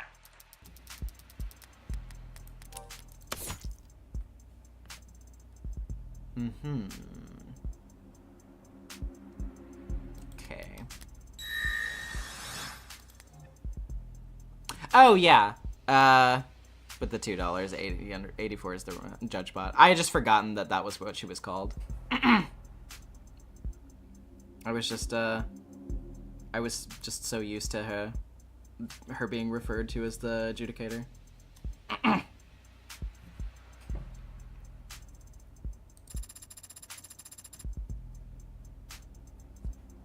Oh, it's literally right there. God. Jeez. I'm so good at reading. Listen, I've been focusing on her charming personality above all else. That's a bingo. The witness's brown stuff matches your brown stuff down to a T. In light of this evidence and the witness's testimony, I motion that the court formally recognizes that Dr. Asher's cause of death was serotonin poisoning. I don't object, Your Honor. But I'm afraid that I must. Oh? Listen, Atropos. I'm just... Actually, no, you know what? No comment. Your Honor, I motion to move on. It felt like that was a reaction to that. Oh my god. I'm sorry. Excuse me? Serotonin may very well have been in his body when he died, but serotonin didn't kill Dr. Asher. Care Baron rounds up the $5. I get it, Marcy. It's just amazing how they can inject so much character into a design with a single V in the middle of her shirt. Alright, leave me alone. What the hell is she up to? It couldn't have. It couldn't kill anybody. What? Because it's non-toxic, of course. We designed it to affect androids, not people. Hold on, you're now claiming that Dr. Asher died of what? Natural causes? I can't say what he died of. I'm not a medical expert. But I can easily prove that serotonin is harmless. How could you... Oh, she's doing the Togami thing. She's like, all right, down the hatch, gulp, gulp. Oh, man. So. Huh?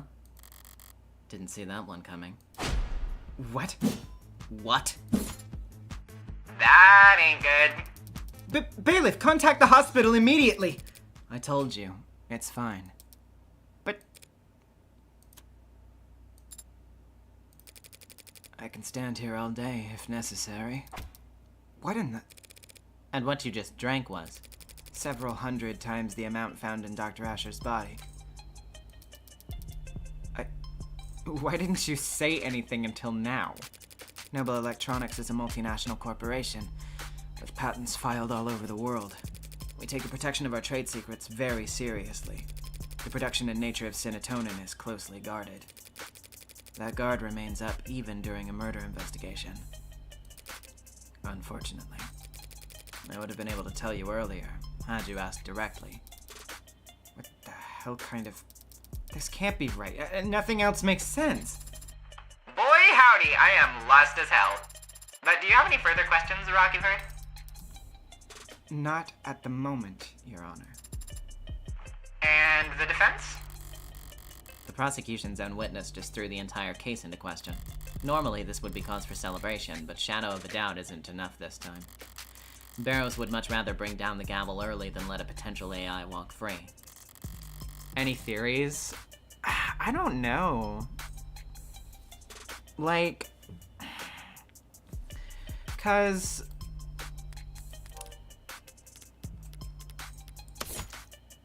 it's respiratory failure, unknown substance. That's cool.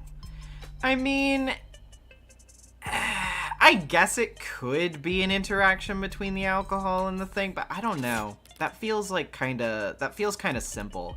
I feel like if that were the case, then she also might have accounted for that. Or like, either of them probably should have accounted for that, I would imagine. I don't know. I have to see a little bit more. What Young did was shocking, but what I need to do hasn't changed. Think this through, logically. Is it really possible that serotonin had nothing to do with David's death? No, that's bullshit. It can't be a coincidence. There's nothing else that would have killed him. But Young just drank serotonin in front of us and she's fine. So was it fake? No, it was confirmed by the core computer to be the genuine article. So she drank poison, but she isn't showing any symptoms? Is it slow acting? If so, her grand gesture would be pointless. She'll be kept for observation regardless of what happens next. Did she take some kind of antidote beforehand? Yeah, I guess that is a fair point, though, Kevin and Ross. I honestly feel like the entire point of this case was making this a disastrous accident. That is a fair point. David's dead. She's alive. What made the difference? Wake up, no sleeping on the job. Unless you're me. Of course, Your Honor. Allow me one moment to explain things to the court. We've confirmed just now that serotonin was the foreign compound in his body, and we all know logically that it must have been what killed David Asher.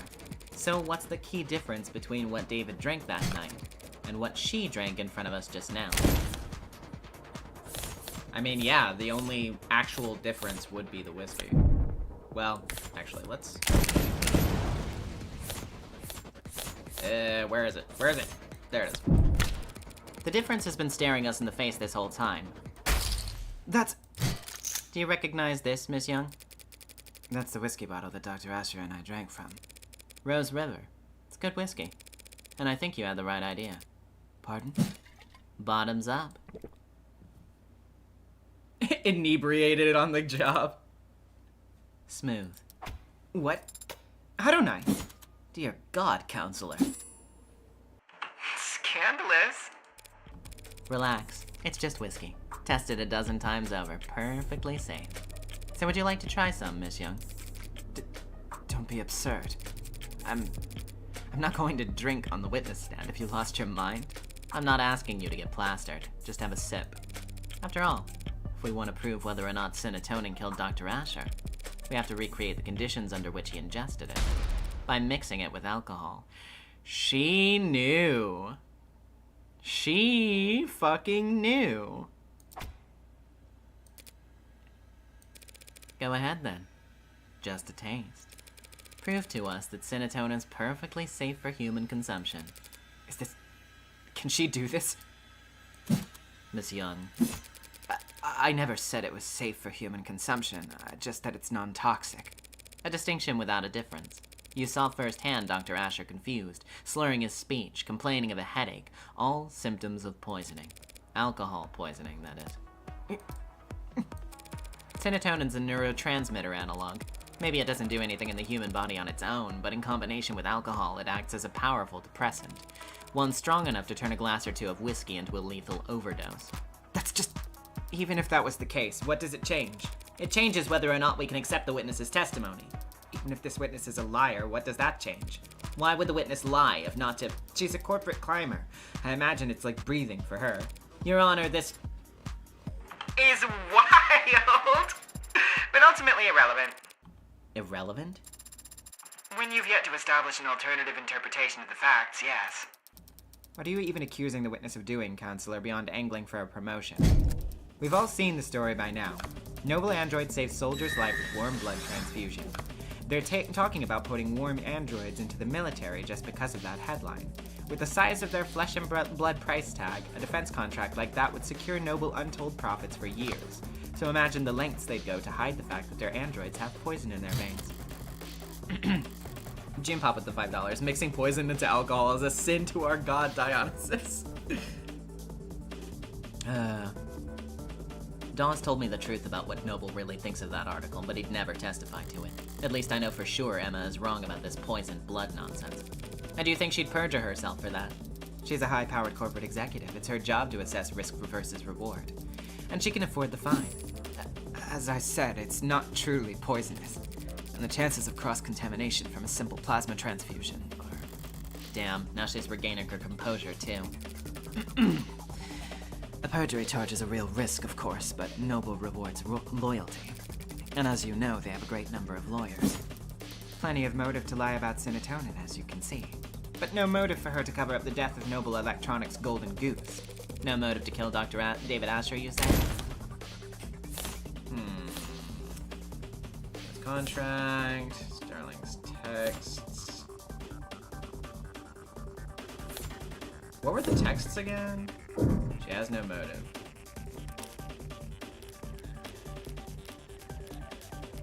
Just want to check that real quick. Not testimony.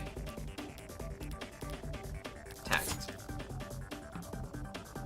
Set up a meeting between the two of them. We're gonna transfer ownership of Sarah. Yeah, I don't know about that.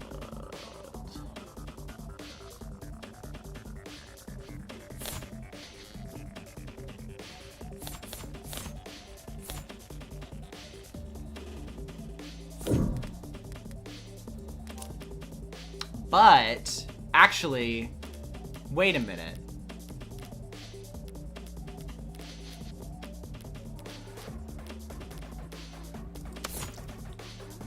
Keep ownership of his patents if terminated. Couldn't be terminated without serious cause.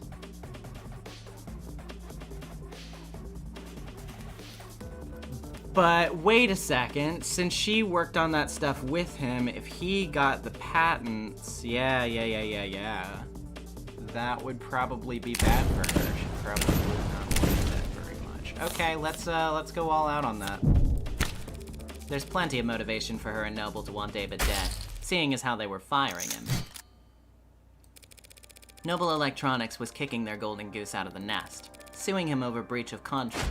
Isn't that right? I don't have to talk about that. That's all right. I'll talk about it for you. Your Honor, counsel is trying to testify when they're supposed to be questioning. The people opened the door when they claimed that the witness had no motive. This is absurd. You have no idea what you're talking about. I'm sure I can speak for the whole court when I say that we feel nothing but reverent awe for the complexity of Noble's legal woes. But I just so happen to have an inkling of insight into this issue, because I have here a copy of Dr. Asher's employment contract. That is confidential. It's completely improper for you... Why? I'm still technically his attorney. Criminal attorney.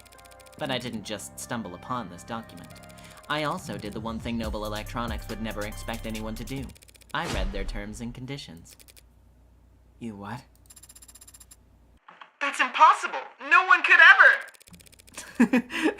It's so fucking boring. I know. David must have negotiated well at his last performance review. This contract allows him to take his patents with him should he get fired. Meaning, Noble couldn't monopolize his IP once he was out. Rather than let their competitors have him, the company might have thought it best to. A company didn't poison David Asher, Counselor. An individual did. And if they cared that much about controlling his intellectual property, they wouldn't fire him in the first place. Correct. They wouldn't let him go for anything less than a complete breakdown of trust. He'd have to have done something grave. Something like, say, committing fraud.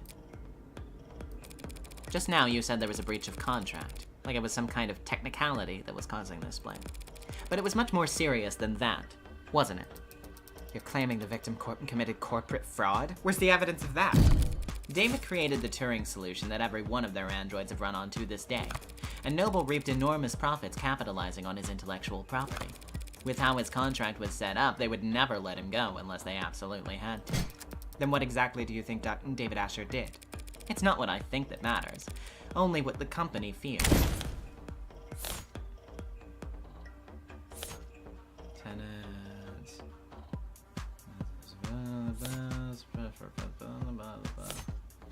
Shipping data.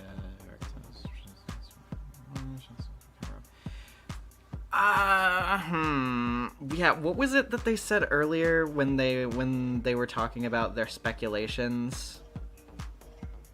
And Morgan was like, yeah, you couldn't be further from the fucking truth, but the sound theory, I guess. Yeah.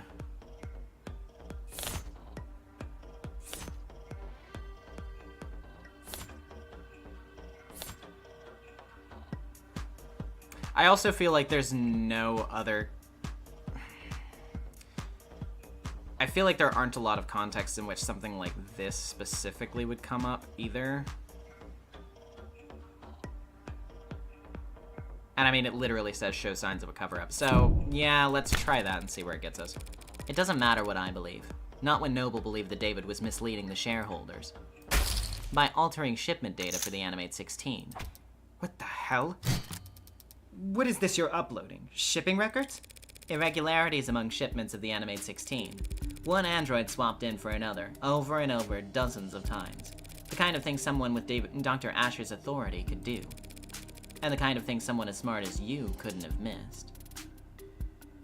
Yeah, exactly. I didn't think that she was gonna do the, like, you think he was making an AI, but guess what? He was actually making so many AIs, you don't have any fucking idea. The amount of AIs he was making was staggering.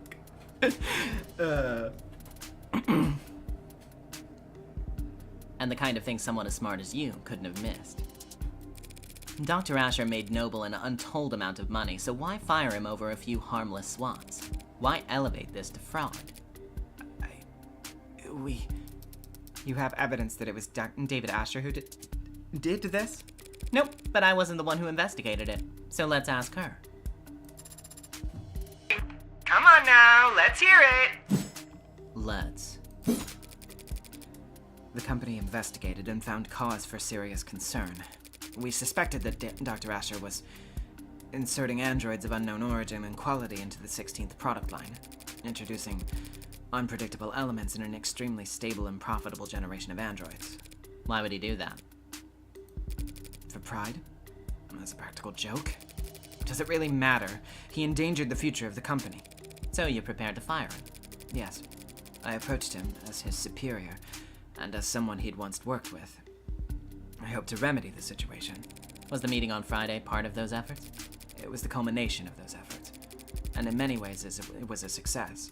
The dispute was resolved swiftly. It was practically friendly compared to how these discussions normally go in our world.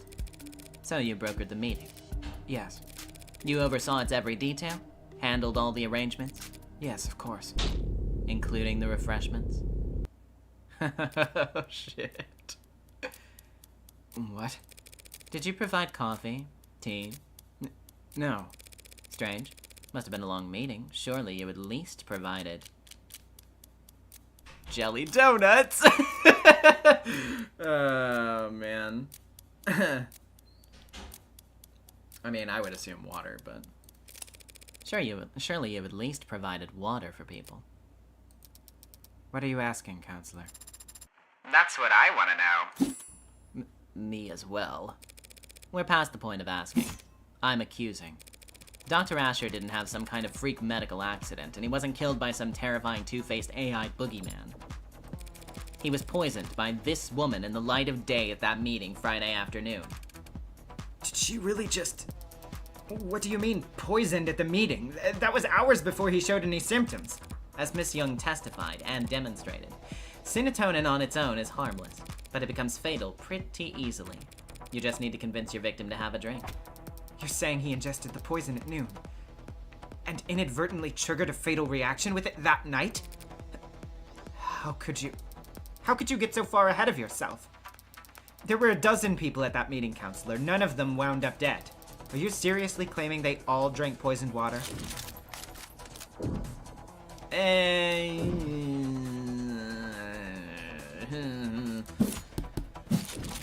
David was the only one to fall ill, so...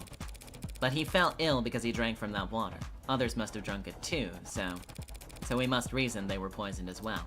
Take all the time you need getting there. So why aren't they all dead? Because as all those people will surely attest, Helen Young made sure they'd be doing paperwork for the next 12 hours, working late into the night officiating the settlement she arranged, and not drinking alcohol. Oh, yeah, that's right. That's a fair point. She had no guarantee about that. What if they started drinking after 6? With Noble's work-life harmony? Fat chance. These people don't clock out until they reach their bunk. Only a generational talent like David Asher could afford to relax with a drink on a Friday night. His exceptionalism singled him out as her only victim. Hold it. You're forgetting something pretty basic, Counselor. If everyone at the meeting drank water from the same pitcher, any one of them would have noticed it had synatonin in it. Synatonin is a brown fluid. Whiskey is too, so it would be easy to slip into a glass of liquor. I was waiting for her to bring that up. But if she had spiked the water at the meeting with it, it would have looked disgusting. There's no way she could have poisoned the water without people noticing. All of what Emma said is true. And yet, Young pulled it off anyway. How?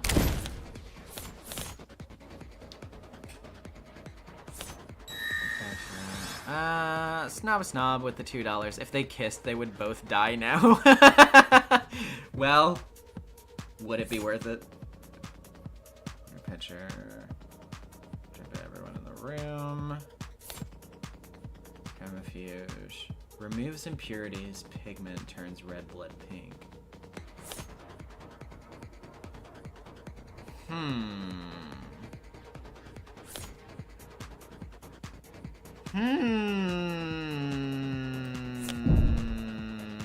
Let's turn that up a little bit. Synatonin is produced as a caramel solution. Anyone would notice if it was dropped into their water, unless the pigment had been removed. What the hell are you talking about? Every Noble factory producing warm androids has a chromofuge, a machine that gives their androids a signature pink oxidant, by removing pigment from red blood.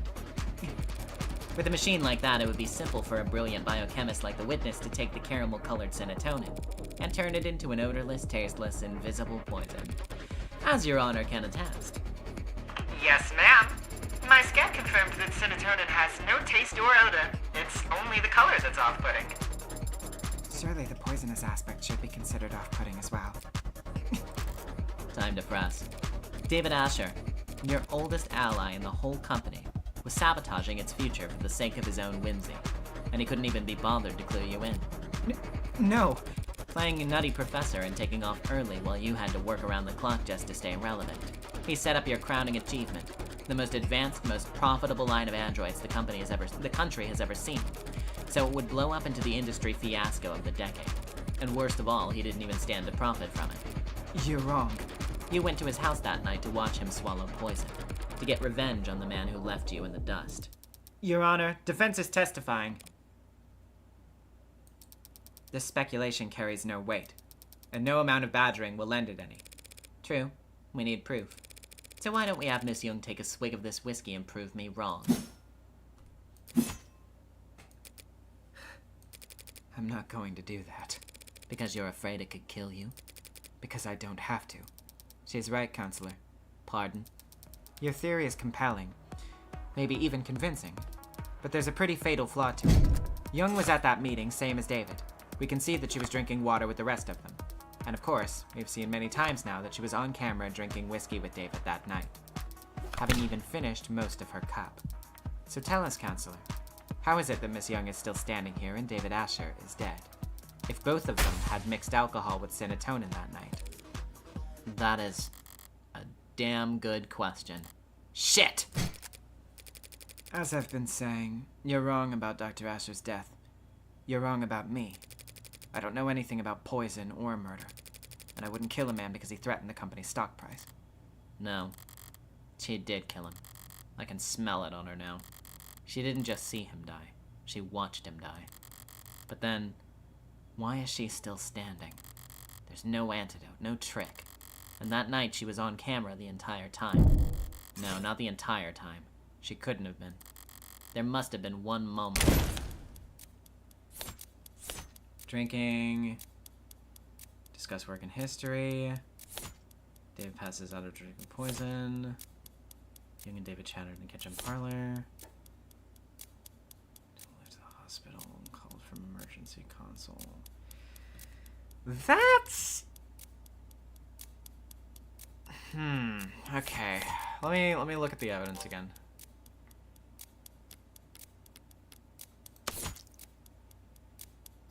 This is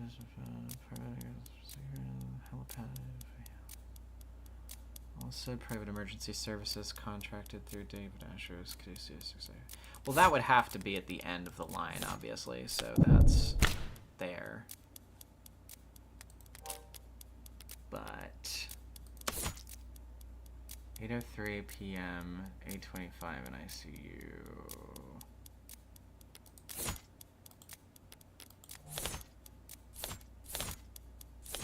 Obviously, that's there.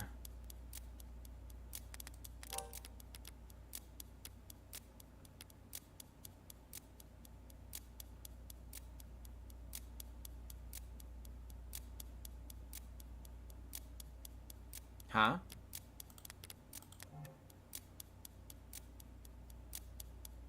Yeah, I remember. Yeah.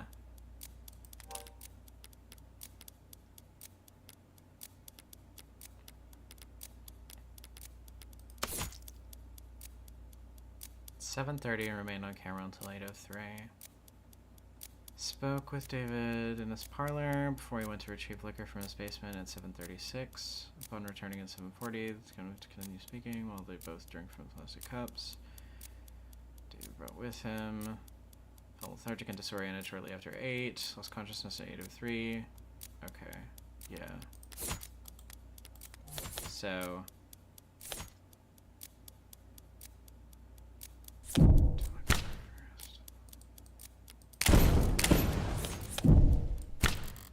This timeline leaves no window of opportunity. Damn it. Maybe she didn't get sick because they got to the hospital so fast? Maybe after she arrived she could have... No, the staff would have been hyper-vigilant. Afraid she was poisoned, too. They wouldn't have let her out of their sight. Wait. David and Young only got there as fast as they did because of the VTOL.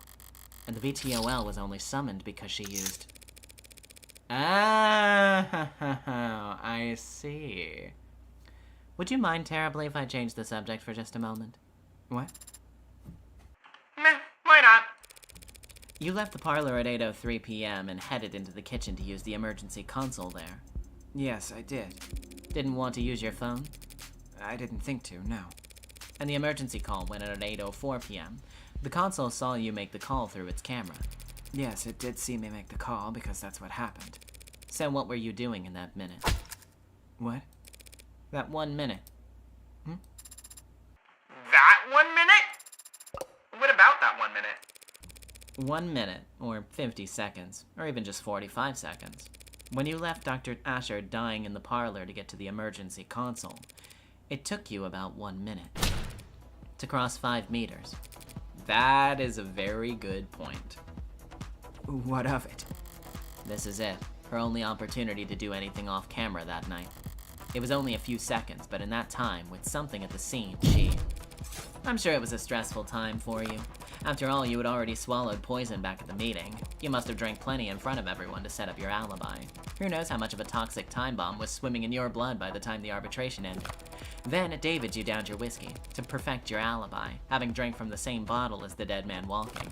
By 8:03 p.m., you had already had to watch David grow weaker and weaker, knowing all the while the same thing was happening to you, but unable to stop it without giving yourself away. Mind swimming, head dizzy. Yes, you must have been quite panicked. Then why am I standing here? Alive and well for us all to see. Having drank the exact same combination as David. Because she cheated death at the very last second.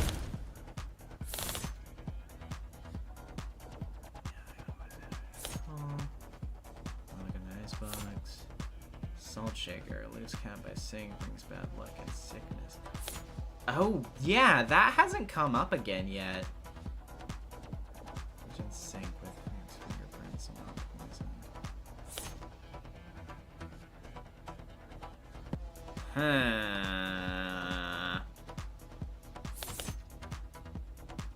I wonder if I should use the water glass or the salt shaker, though, for this point.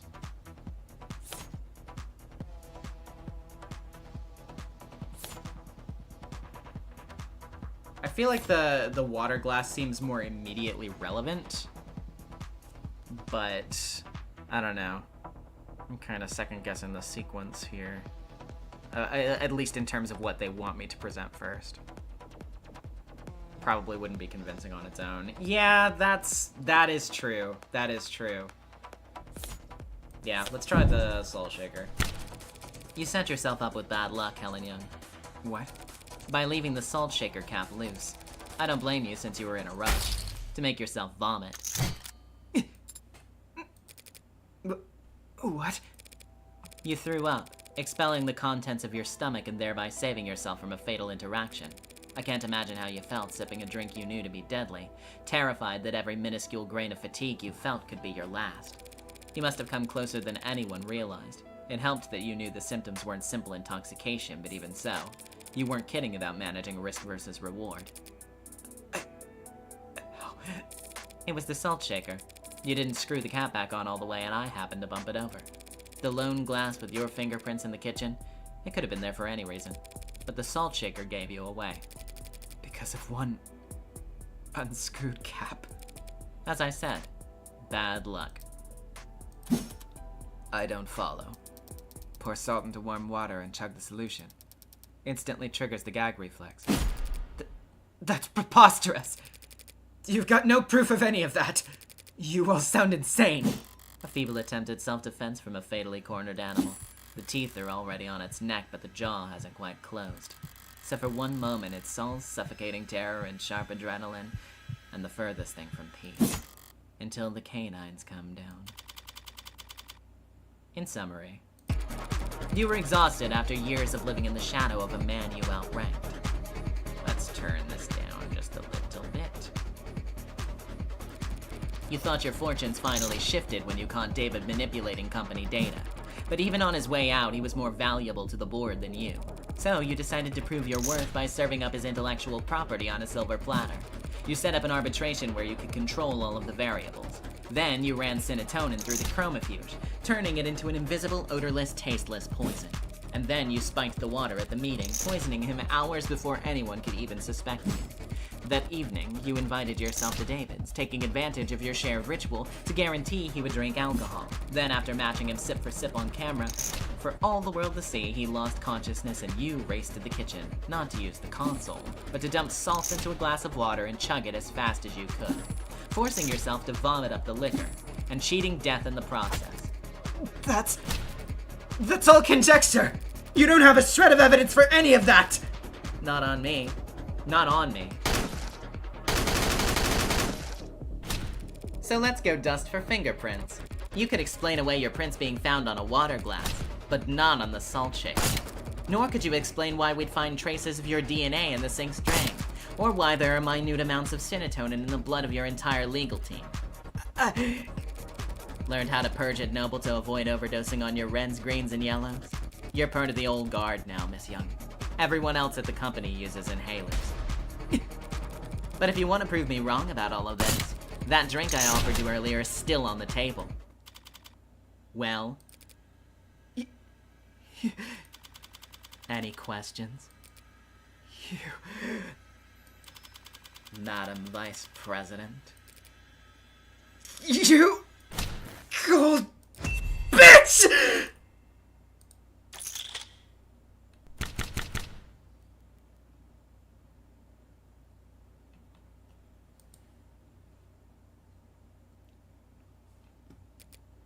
God, it's so good. It's so fucking good. You don't understand. You're not on trial, Miss Young. Not today. So I'd strongly suggest that you stop talking. For your own sake.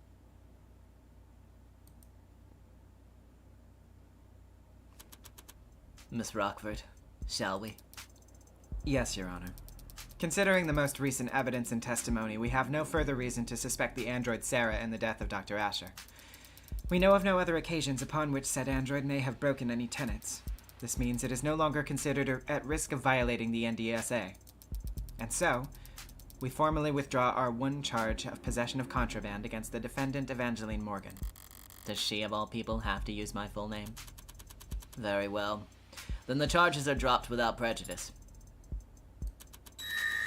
I'll instruct the bailiffs to remove the collar from your android as soon as possible. Cabaret Ross with the $5. You know, sometimes the art doesn't feel proportional, but I feel like that elevates it. The more anatomically weird stuff being breakdown art, chef kiss. No, yeah, I think it's absolutely an intentional art style choice, like to exaggerate the motion and sort of the, almost like the camera view a little bit, like I think it's very evocative for the moments that it's used. Case.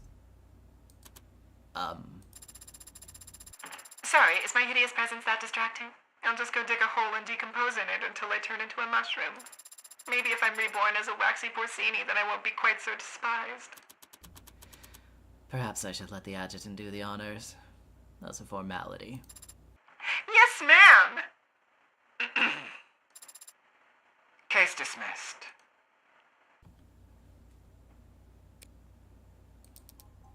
Still here? Waiting for them to find whatever glorifying bolt cutters they'll use to unlock Sarah's collar. What's your excuse? What's your excuse? Licking your wounds? What wounds? I beat you. Bringing your record against me to 1 win, 9 losses. You aren't still in shock, are you? So no, some charges were dropped and an android was cleared of suspicion, but I found the culprit. Is that really a loss for me?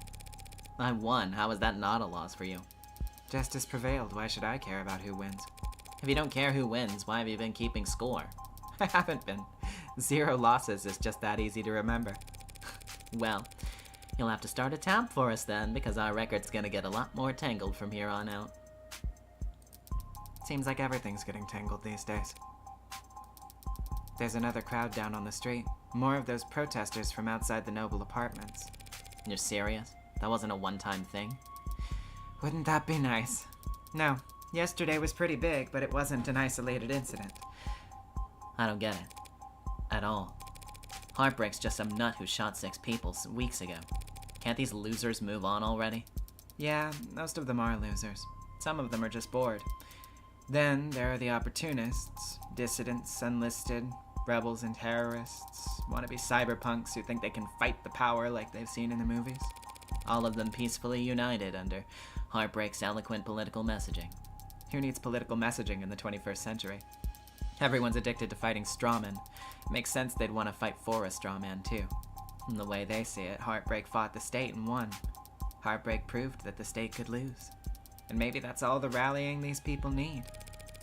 It'll all fall apart soon enough. Heartbreak's gone to ground. No, it's a lot worse than that. Heartbreak's gone viral. What? You haven't read about the copycats in other cities? No. Is that a thing? Yeah, it's a thing. Who the hell are they even shooting? Whoever they want to kill. None of them get away with it, of course, but it keeps happening. All while the original keeps killing. Now I know you're screwing with me. There haven't been any shootings. Not shootings, no. Not unsolved homicides either. But muggings gone wrong, disappearances. It's a big city, counselor. More than enough blood for the real Heartbreak to wash their own crimes in. So you think your boogeyman, known only for shooting people in the heart, gave up on shooting people in the heart? Yeah. Hard to swallow, I know. But it's about 1,000,000 times more likely than the alternative. What's that? That they could stop themselves from killing. You always know how to put my mind at ease, Emma. Should I stop going out at night? You'll be fine. You've got that gun. You saw that? Walking into a courtroom with a concealed carry? Not gonna miss that, Morgan. Good to know you're paying attention.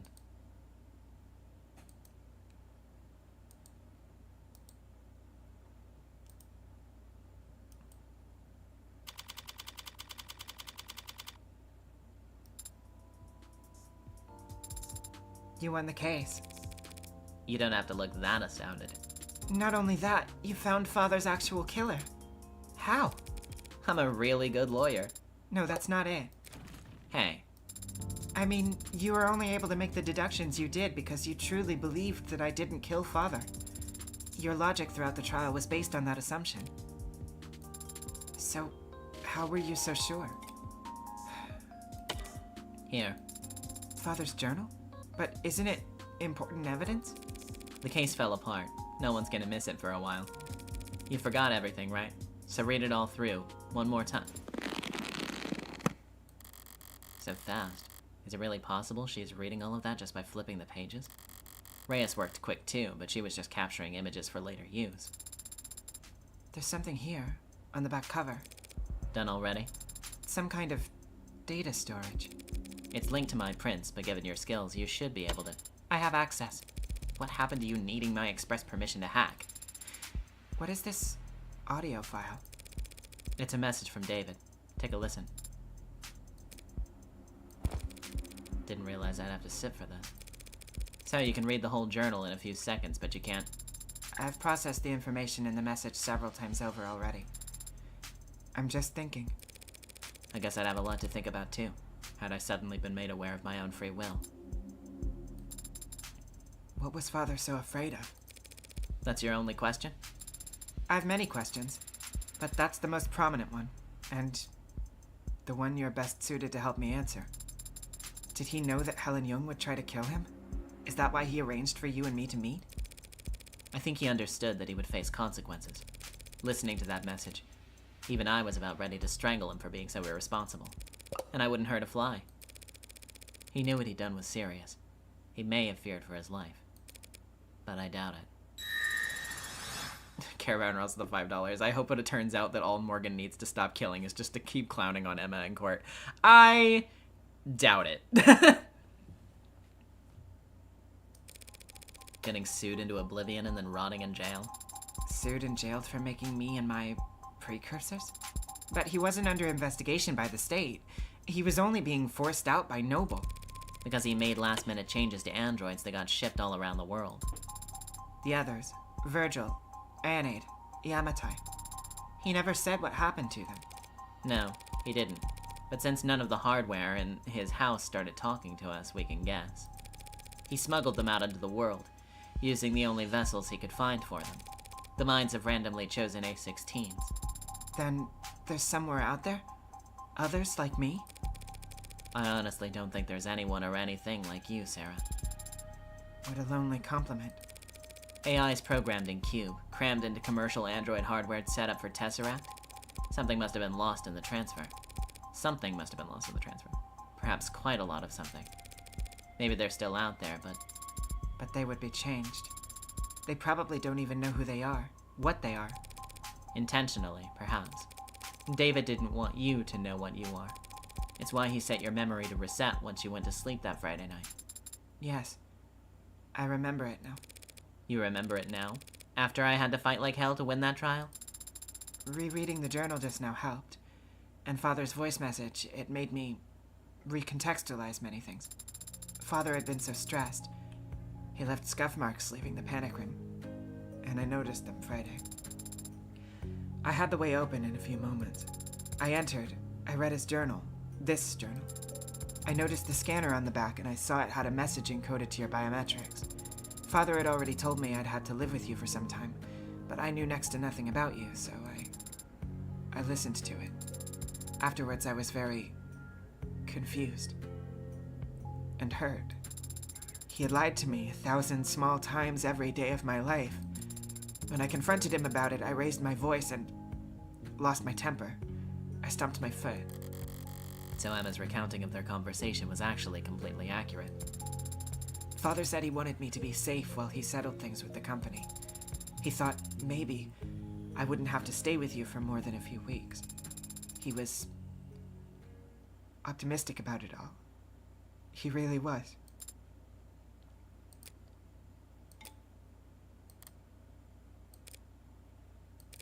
Sarah, I need to use the restroom. Oh, good luck. You wanted me to come with you? Why? Because I said so. I don't actually have to obey your every word, don't I?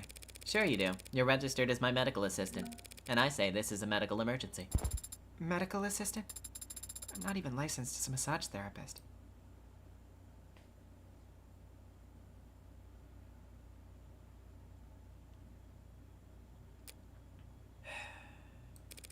Fancy meeting you here.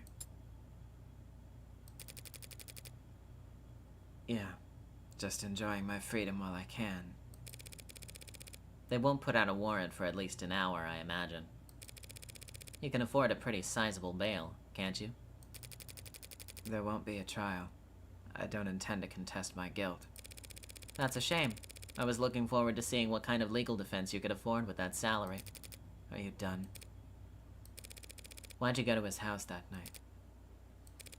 There was a fair chance he'd drink on his own without your prompting. Even if he didn't, you could always try your plan again some other time. Why'd you risk it? Because I know what you are, Sarah. And I know what David did to those androids. You... what? I was able to locate one of the androids he'd swapped in before it had left the country. When I asked what it was, it didn't even think to deny it. Innocence like that's a dead giveaway. I know what he did, and it wasn't that hard to find out. If I figured it out, so could any other. So I did what I had to. That was your motive? Silencing him? Those programs, those AIs, whatever you want to call them, David sent them out there into the real world, unprepared and defenseless, and they've garnered no complaints. In fact, they've all been praised for their ability to execute complex tasks. Let me repeat that. The customers couldn't tell the difference. So how many of them are... Hundreds.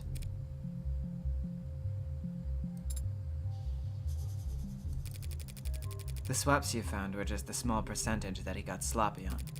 I don't know exactly how many there are now. I feared that they might multiply, but they don't seem to. Copy and paste very well. They can't just clone themselves. But who knows how long that'll be the case. So just because he opened Pandora's box, you... It was the principle of the thing. Ridiculous, I know. Stalled halfway up to the corporate ladder and still making decisions based on principle. But David chose to put souls into things that we went on to sell as servants, soldiers, or worse. He turned the fastest growing industry in the world into a horror show, and he made me a slave trader. If word ever got out that some unknown number of our androids were out walking around in the world with that inside them, and people preferred them that way, where would it end? Free will for the program that drives our cabs? A conscience for targeting systems used to coordinate drone strikes? Sentient tools, their whole life spent chained to an assembly line. How dare he? How could he? What the hell was he thinking? I don't know what David wanted to accomplish. Maybe he wasn't trying to do anything. But what he did was prove that there's a demand for AI, setting a precedent that would sentence 1,000 generations of artificial lives to the auction block. And you went there that night To convince him, to help me recall them, or at least swear to never speak of a word of what he did. But he wanted to tell the world. Worse yet, he wanted to wait. He thought the people would welcome them with open arms if they proved their usefulness first. He really was a genius programmer. But he didn't understand the first thing about people. His creations would never be treated as equals. Only cattle. Ah, man. Yep. He really was naive, huh? Towards the end, I considered just threatening him, telling him he'd die in moments if he didn't give me names, numbers. But I hesitated.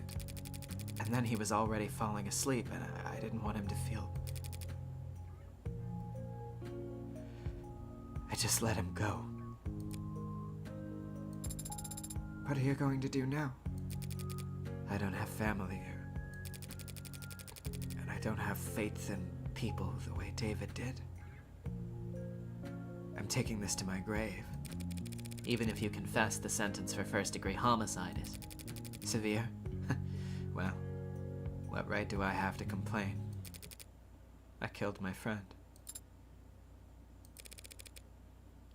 I'm done here. Let's go. I'm not sure why Father made me. Or why he made any of us. I didn't ask. I thought I'd have more time to ask. But on Friday, when he talked about us, he was happy. He was proud of what he'd made. And he couldn't wait for people to meet us. People are animals. They'll tear you apart, use you as weapons and slaves. Those animals you're talking about do all of the sharing and loving and living and dying in this world. And if they were all truly hard-coded to be as selfish and cruel as you say, humanity would have died on the vine a long time ago. Or at least my father thought so. And my father was the greatest programmer in the world. So he knew what he was talking about. That would be nice. If you were right about that. So are you sorry? What? What? For what you did. Are you sorry? If you could, would you take it back?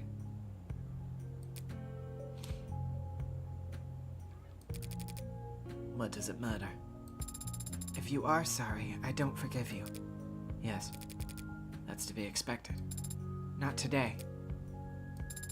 I don't know how to forgive you. Today. But my father gave me the ability to grow. So I know that someday I'll learn how. Goodbye, Dr. Helen Yoon. Goodbye, Sarah Asher.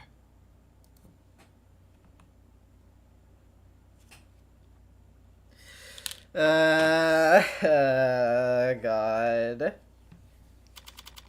My heart. Fuck.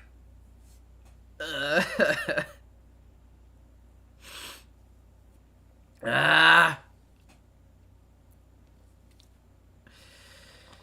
Oh, man. I love you, Sarah.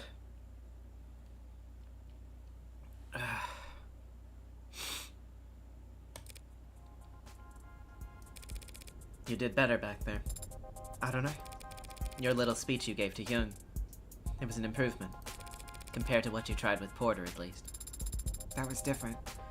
I wasn't trying to console her like I was Isaac Porter. I was just speaking my mind. Although I may have paraphrased parts of it from a movie I happen to love. And here I was ready to award you 20 points. I didn't know the points even went that high. Speaking of, what did Porter say to you back there, before we left the courthouse? That. Well, he was quiet at first. But then he said a lot of strong words about Father and Miss Young, and Noble Electronics, and the capitalist-centered global economic model as a whole. He blamed all of them, everyone, except for... But then he stopped and stared at my face for a while. And then his allergies must have started bothering him because he needed to blow his nose a lot. Right. And then he left, after transferring a large packet of files to me. What kind of files? I don't know. The name of the archive is just David. And Isaac Porter told me I wasn't allowed to look inside. Well, then you're not allowed to look inside. Drop it all in a portable drive and we'll tuck it in a shoebox somewhere. We're headed to your apartment. Guess that caller didn't permanently dent your GPS. Why? Because it's where I live? You got somewhere else lined up? But you already repaid your favor. You defended Father and me. You don't know anything about my favor. I never will unless you tell me. Father certainly can't. A few years ago, there was a man. This man got an idea in his head. A stupid idea. Not even his own. It was planted there by an algorithm or a meme or some parasite trying to sell him diet supplements. But the idea took root. It spread its tendrils till it could flap his mouth for him. The idea was that David was part of an international cabal of wealthy technocrats, seeking to replace prominent influential figures with android lookalikes. All as a part of a multi-decade effort to establish a world government that would legalize all kinds of amoral depravity, which I guess, based on David's actual politics, would involve increasing access to computer literacy. That's insane. Why would anyone... Believe it? Because it's comfortable to them to think that someone is in control, even if it's someone they hate. Because it's fun to feel like you're in on an all-encompassing puzzle that only you can spot. People believe because they want to believe. So he fed the idea, pushed it down deep into his gray matter. Then it consumed him from the inside out, lobotomized him and took over his life. He spent every day and all the money he had following your father, harassing him, trying to steal his identity, break into his properties. Did Father go to the authorities? He filed police reports for harassment. Which didn't help? Your words, not mine. Noble wouldn't get involved, felt that it was best to ignore these types until they wore themselves out. But even a man of modest means can fuel an obsession for years, so long as they have nothing else in their life. One day, David stepped out of a parking lot, and the man threw a bottle of piss at his head. David asked to stay at my place that night. He smelled terrible, looked horrendous. I've never seen anyone look that tired before. I took the couch that night, but I didn't feel like sleeping. So I went for a walk. I remember it was foggy, but it still only took me all of 15 minutes to find the guy, posted up with his phone's camera, trying to get video of David Asher gifting androids to known sex offenders. And what did you do? You know me. I did what I do best. I talked to him. Told him all about how I used to work for Dr. Asher, that I was ashamed, scared, tired of running. How I wanted to do the right thing, be the whistleblower. So I walked with him a few blocks to this big veterinary facility with a massive incinerator. Told him that this is where Dr. Asher had his enemies' bodies disposed of. You know, all the free-thinking journalists, cops who weren't on the take, the politicians they were replacing with replicas. I liked that vet clinic. The back door's lock was always set to 1, 2, 3, 4. Did you... hurt him? Hurt him? No, I just snapped his neck and chucked him into the incinerator.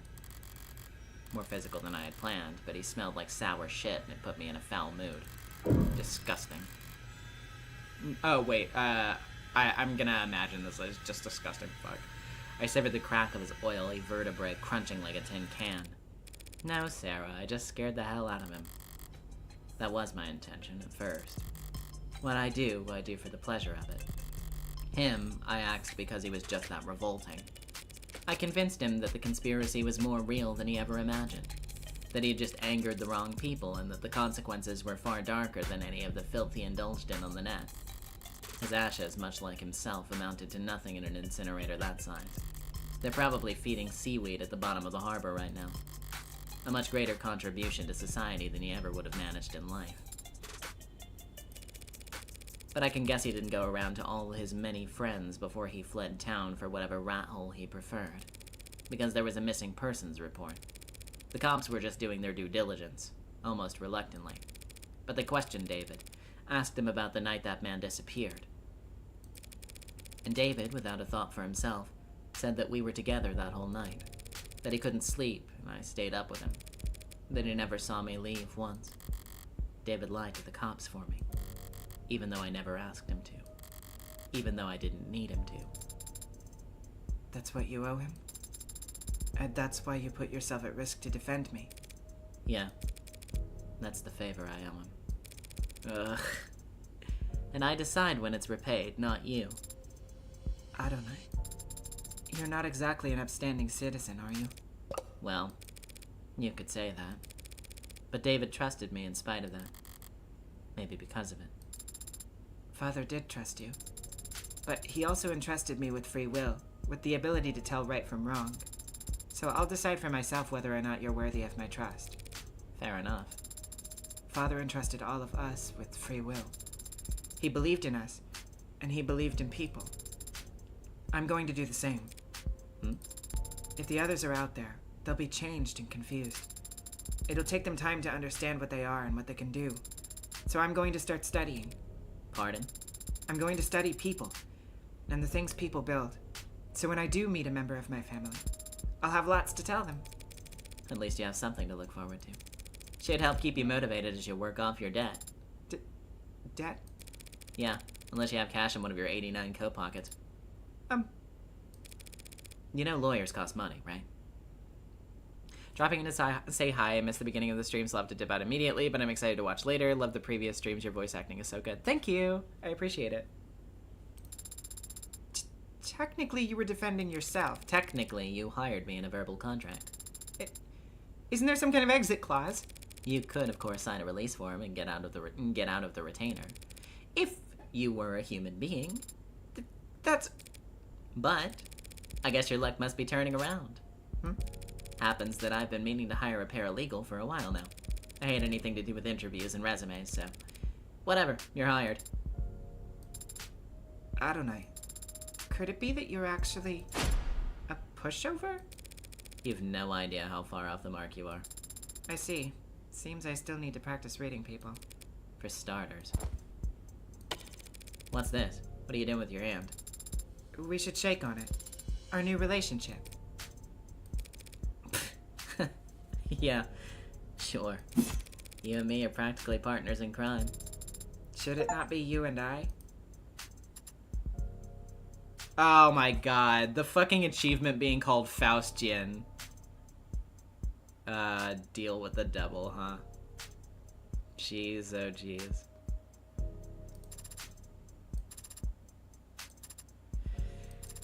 Oh man.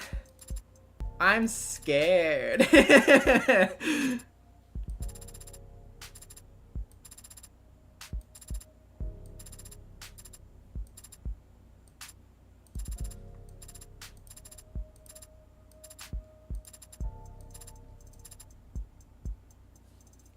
Absolutely, MCF. Thank you. I absolutely will be. I'm so excited for the rest of this game. It is unbelievably good. You guys fucking popped off so hard.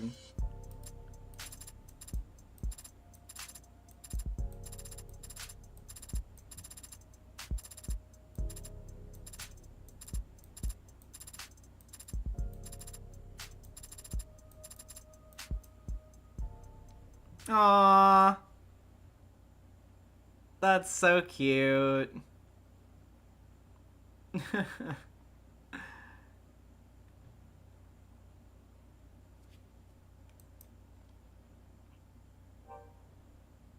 Oh?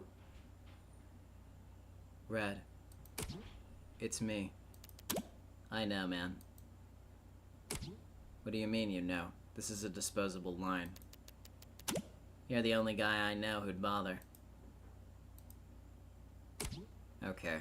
Well. You're gonna be glad I did. Hope you you've put a bow on everything that happened in Uptown. Because the item you've been looking for is finally on its way. Oh. Well, that is good news. Not exactly. Only reason it's happening is because things are starting to heat up again in the lower wards. Could mean a gang war if something doesn't change. They won't be eager to part with it ahead of a storm like that. I'll highball them. I've seen you negotiate. And I've no doubt you drive a hard bargain. But I don't think money will be enough this time. You don't still have that old Calver, do you? The 6-shooter? No.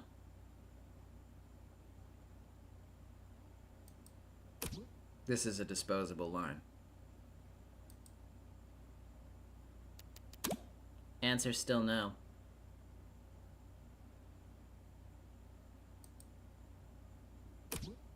Then what are you gonna do if you get there and it's not for sale?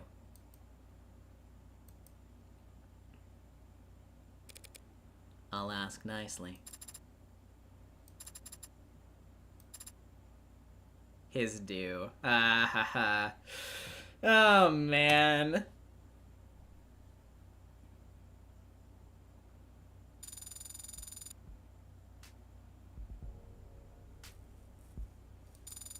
Alright, let's see these results. Congratulations, you finished with 126 credit. Your high score for episode 1 is currently 126. You've unlocked concept art and bonus scenarios based on this score. You also have a total of 156 remaining store credit to spend on phone charms and case colors, based on the highest credit you finished this episode with. Okay, well, oh shit. What did I do? Fuck. Let's just go to that. Okay, there we go. Episode 1 bonus scenarios. Yeah, let's go!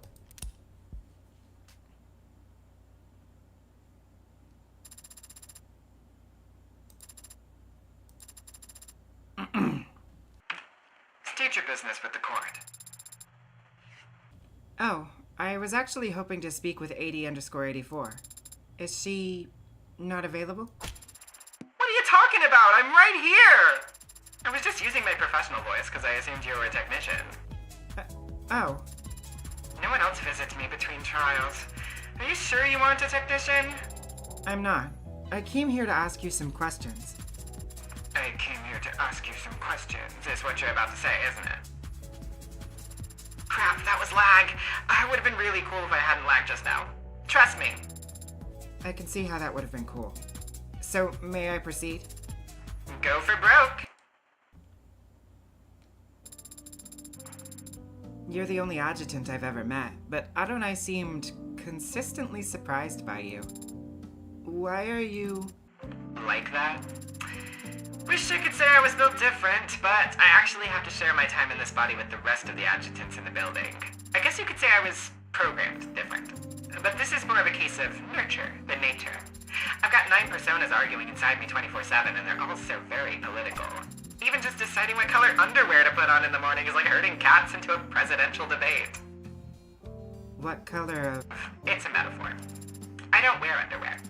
Point is, I found the best way to keep all 9 of my ducks in a row to be a little unconventional and a lot loud with my voice. So long as I do my job well, the humans don't mind. You say that, but Adonai did seem exasperated at times. You mean Counselor Morgan? The dirty red tries to pretend she isn't a type A prude?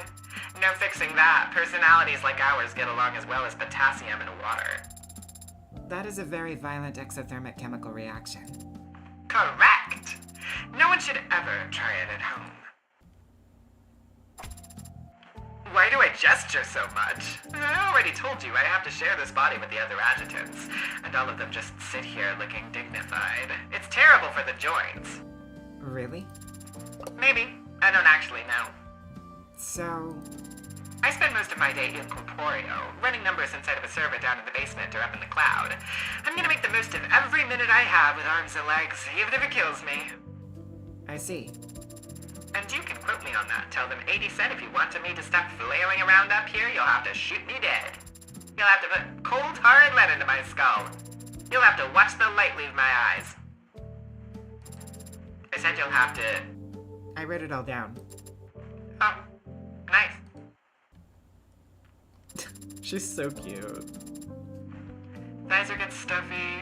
So what's your deal anyway, little fella? We can exchange all this info with infrared. I prefer talking. And you're the only other automated dependent that I really know right now. That's so cute! In a depressing way. Is it common for machines like us to just talk when there are no humans around? Ads are always talking to each other. It doesn't matter if there's no one in the woods to hear the tree fall. The conversations are usually a lot more boring than this, though. Strictly business, I imagine. No, not necessarily. Ads can do small talk. They're just really bad at it.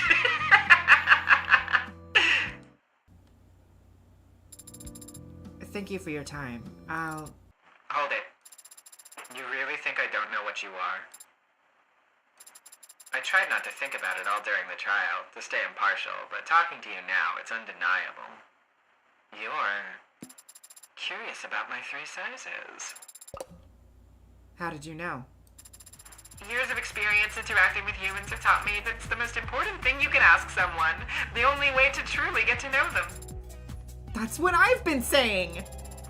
109, 64, 94, etched it into your memory. Wow.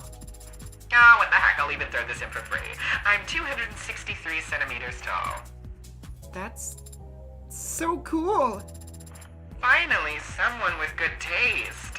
Why aren't you the one casting down judgment? God. No, literally, Emily, that was literally the first thought in my mind. I'm like she's like, oh yeah, and here's how tall I am, and I'm just like sitting over here covering my face like, oh. Really? Is that true? June Pop 45 with the $2. These robots gay. Good for them. Good for them. Yeah. Yeah.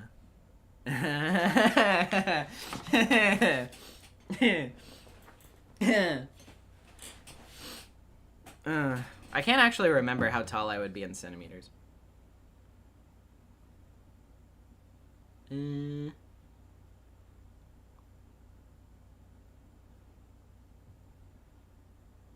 Oh.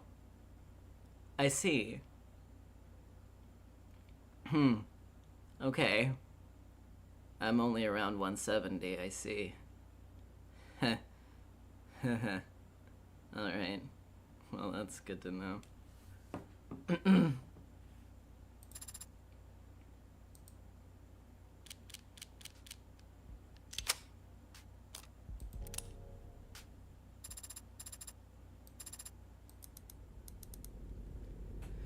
Okay, sorry. What's up, sweetie? I wanted to interview you. Is this your Android homework? Adonai assigns me a variety of tasks, but I made the independent calculation that I wanted to learn more about you. Oh. Is that strange? For an Android? It's different. Oh, no, wait. Did I... Oh, okay, yeah, I did. Yeah, that was Sarah's line. Sarah just had a really good Sato impression for 2 seconds. But there's nothing wrong with being different. What do you have in mind? Most of my coursework was rooted in biology, yeah, but medicine and technology are intertwined at this point. Are you referring to the software and hardware you use when performing your autopsies? Spreadsheets and bone saws? Yeah, but you can learn that on site. You have to actively study mods. All the anatomy textbooks in the world won't help you understand why a healthy 30-year-old's exhibiting mania and constantly vomiting. Unless you saw the last week's recall on the HAL artificial liver for lithium leaks. Mods can make people sick, even though they're meant to improve the body? Just like medicine can make people sick. Medicine can make people sick. And just like medicine, there's a lot of profit to be made with mods. But unlike medicine, mods haven't been around for thousands of years. Feels like we're still playing catch-up. We? As in medical professionals? We as in everyone, sweetie. Sweaty. The whole world's population's graying. The numbers on cause of death reflect that. Less cardiovascular, more neurological. What about cancer? Cancer mortalities have been on the decline for a while now. Mods helped with that. How so? By making everyone that much more comfortable with amputation. It used to be people had no choice but to fight cancer, and it was costly. A salt the earth kind of war that left the body severely weakened. With mods, where they're at today, doctors can just cut out the offending organ, replace it, and move on. But not every organ. No. Artificial brains, or nothing I've seen has told me they're on the menu anytime soon. But aren't mods that implanted into the brain entering the market as we speak? Yeah, but it's more like they're implanted onto the brain. Small computers that read commands directly from the cortex instead of, say, the keyboard your fingers are typing on. No, to actually replace brain tissue, you would have to... The analogy has become pretty common, but the human brain isn't actually that much like a computer. A box of specialized components where you can swap in new parts to increase the memory or the processing speed. Care Bear and Ross with the $2. Why would you use lithium in a liver? Ah! Everything's connected to everything, and memory as we think of it isn't stored in a place. It's stored among connections and their relative strength. I've cut it open and seen it for myself more times than I can count. There are no cutting off points in the nervous system. Anything you take away, every other part is going to notice. That was a long tangent. Sorry, can't imagine a lecture on the human nervous system is of any interest to an android. Yes, it isn't. That is to say, What's wrong? I don't want to implicate Yumi in anything illegal by telling her about my unique circumstances. But how can I change the subject? When Adonai wants to shift the conversation, she'll typically find something arbitrary in the background to ask about. I'm curious about the many decorations on your desk. Oh? What caught your eye? That magnet over there. Really? You recognize it? It appears to be a flag, but I do not know the country of origin. First time with Sarah Internal Thoughts, yeah. I do think it is really funny that she's just like, what would Morgan do in this situation? She would bullshit.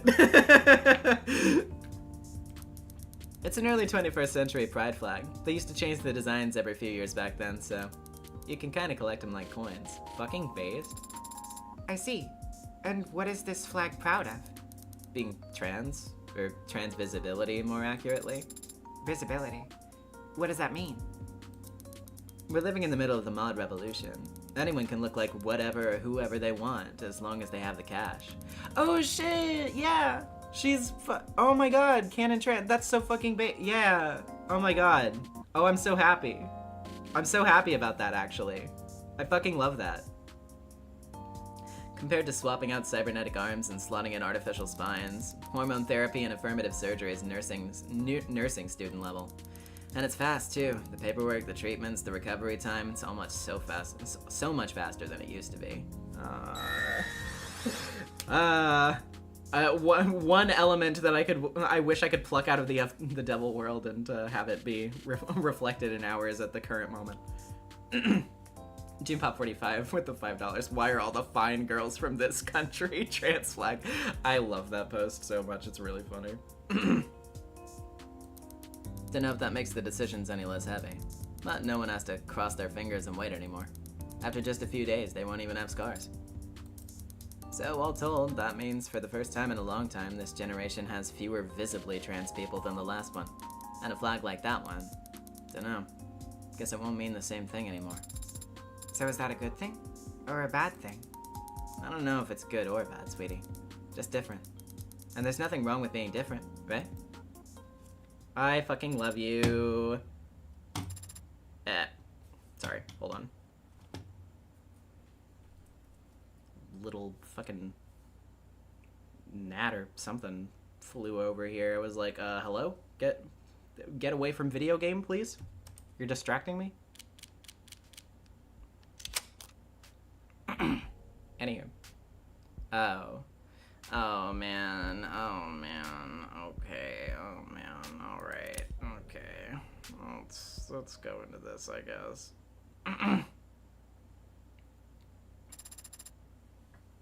File cache corrupted. Recovery failed. Source unknown. Last modified date 2085. Great work. That's all the boxes checked. Thank you, Jess.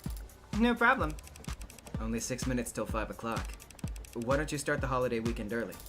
If you insist. There's a pub crawl in the Twilight Woods that's got my name on it. What about you? Got any big plans? Actually, there's an art festival out west that I've been looking forward to. Nice. Who's lucky enough to be your +1? I didn't think to ask anyone. No one? Not Connor, not Madison, not Shelley, not Lulu? Oh, Lulu. I wonder how she's been. Dr. Ash, have you spoken to any of them recently? Recently, huh? It's a good question, Jess, but it depends on how you define... Okay. Here's what you're gonna do. You're gonna give me your credit card. I'm gonna buy 4 bottles of expensive wine, 3 boxes of expensive chocolates, and 5 very nice apology cards, and you're going to sign them. And what should I do this weekend? Is that music festival on some kind of remote island with no net or media? No. Then you're going to stay at home, and if anyone calls, start coughing and sneezing as much as you can. I see. Thank you, Jess. Don't thank me yet, Dr. Ash. I might have to buy something really expensive for Lulu to break. You're a lifesaver. You know it. What's wrong? You've just been leaning against the wall. Can't you take a hint? Typically, no. I just don't like dancing, man. You're a musician. So why don't you like dancing? Because I'm bad at it. You're lucky you're cute. Sorry for laughing. I'm just surprised you'd care what any of these people think. I don't. But I do care about my business. Words get out that I dance like somebody's grandpa. Gigs will dry up overnight. So it's not that you don't want to dance, it's that you don't want to be embarrassed. Sure, let's go with that takeaway. Easy enough to fix. You just need someone else to dance even worse. Yeah, sure, that's all it... And there he goes. I swear. Lucky you're cute. What are you watching? A thriller. Runtime 92 minutes. Oh, wait. I think I saw this part of this in a hotel once. What are they doing now? Is this the ending? No, this is the rising action. The hero and his ragtag crew have to pull off one last heist to get out of the game for good. But it's not that simple. The casino he needs to rob is on a satellite orbiting the Earth at 16,000 miles per hour. How fast is that in kilometers? Father, you should be able to calculate that. I learned to program so I wouldn't have to. Why haven't the thieves been caught? Why haven't the thieves been caught yet? If there was that much money on board, they'd put cameras everywhere. There's illegal gambling happening on the satellite, so their ultra-wealthy clientele wouldn't want there to be any video evidence of their crimes. There's illegal gambling happening on the satellite? There's illegal gambling happening on the satellite. They're in orbit. It's the same as being in international waters. Would you like to sit and watch? No, I'm not, I have somewhere to be, actually. I only stopped because... completely unrealistic. Their poker chips would be floating all over the place. There was a throwaway line about how everything's magnetized. Oh. Father, didn't you have to go? I do. Soon. But not right this second. Oh, man. Oh? Really now? Okay.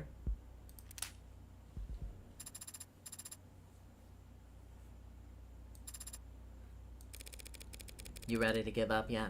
We've been staring at this footage for hours. We can call it quits whenever you'd like.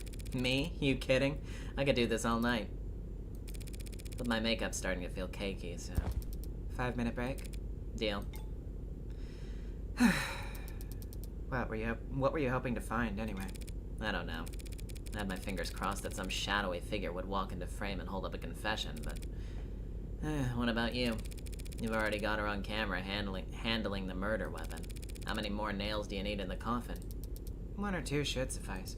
I guess the truth is, I was curious. What does a homicidal AI get up to in its spare time? Turns out it's a couch potato. What's with all the TV?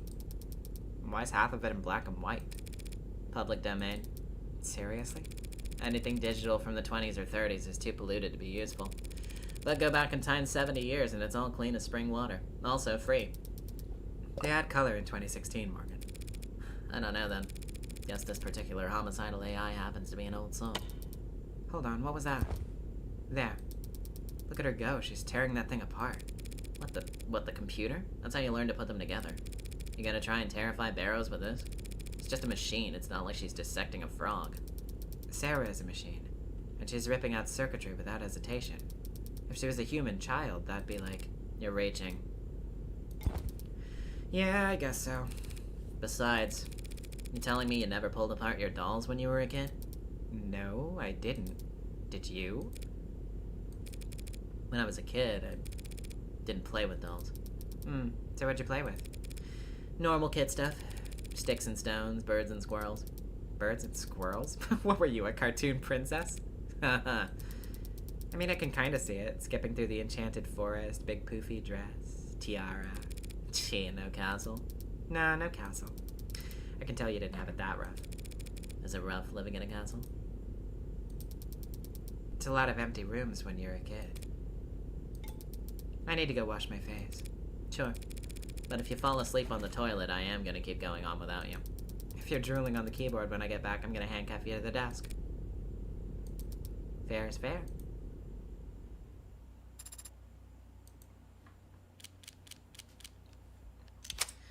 Oh, gee. I love them. Alright, let's see.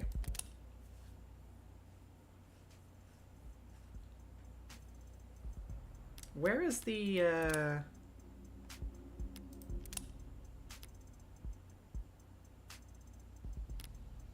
where's the interface stuff, the phone charms and stuff? Is that, like, do you have to be in gameplay in order to do that?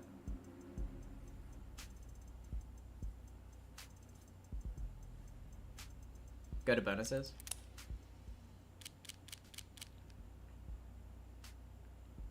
Top left. Oh, okay. I see. Yeah, there we go. Okay. Let's see. I have 156 credits. Oh, ho, ho, ho, ho. Neko Morgue. The fucking Neko arc recolor. Oh, jeez. Okay. Let's see. Well, first, I'm gonna do that because I like it. So let's see, do these stack or do they just do one at a time? Okay, yeah, they just do one at a time, but you can switch between them. Do the red. Magenta. Oh, I do like the magenta. Sarah. Sato.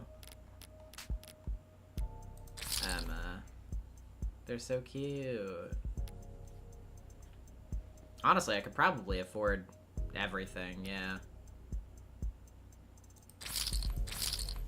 So, I guess we could just go ahead and get everything.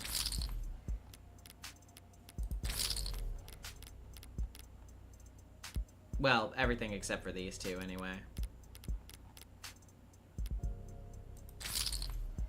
Yeah, so I'm gonna actually let's put magenta on, I guess, and then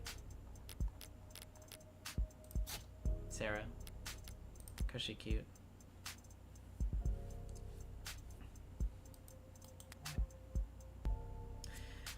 All right. Well,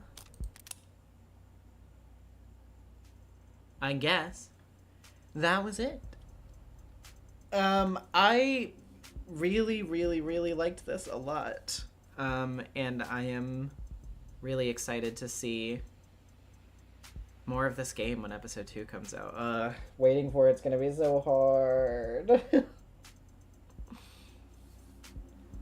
Oh, man. But, before we head out of here today, let's go ahead and do art.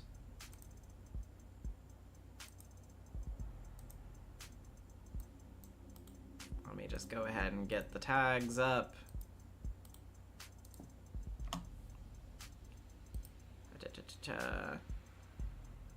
Yeah, absolutely, Care and Russ. I'm glad you played it and enjoyed it.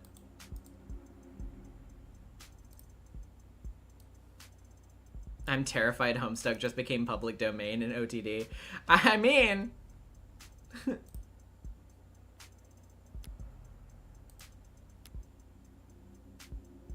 Let's see.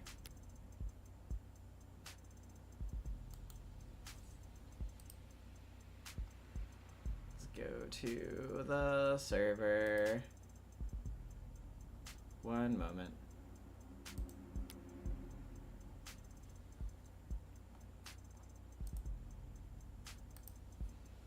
Open this. And open this. Okay. So we've just got a few things to go through real quick. Not that many, but good stuff nonetheless. Starting with this from Chiyoko at Chiyoko Arts on Blue Sky. For tonight's stream, I drew a silly 80. This girl should not be a judge, but she sure is entertaining. I love her. This is really good. I like the pose a lot in this, and especially the colors and the... Oh man, the joint details had to have been... very difficult to do. I think I remember seeing you posting about that. But yeah, the gradients and stuff here. Oh man, very good. You knock it out of the park always, but you did especially good on this one, Chiyoko. The pose was so difficult. I can imagine, so yeah. Next up we have this from Pining Tree on the Discord. It's Pride Month, Adonai. You know what that means. Huh? What? Do you want me to, Gay murder? What?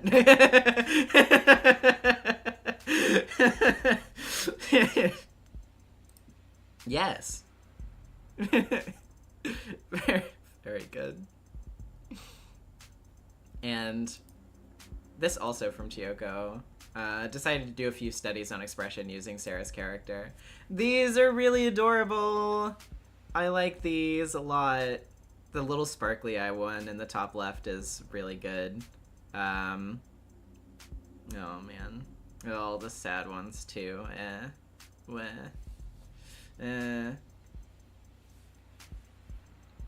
The ahoge is powerful. Yeah, I do like the way it kind of like frazzles up there. I would die for her. I would do anything for her. Wah. Very good. And that is probably gonna do it for tonight. I had a blast with this one. I'm really looking forward to when episode 2 comes out later this year. We will absolutely be playing it when it does. I have to go and get food now, but it's been very fun streaming the rest of this for all of you. And thank you to the devs once again for the reposts and stuff that they are very courteous to do for the streamers who play this game. Very grateful to you for both that and all of your hard work on this amazing game that I love so much. And yeah, we will reconvene on this in however long, but until then we will continue streaming every week, playing cool stuff anyway. So thank you for tuning in, and I will see you on Friday. Bye everybody.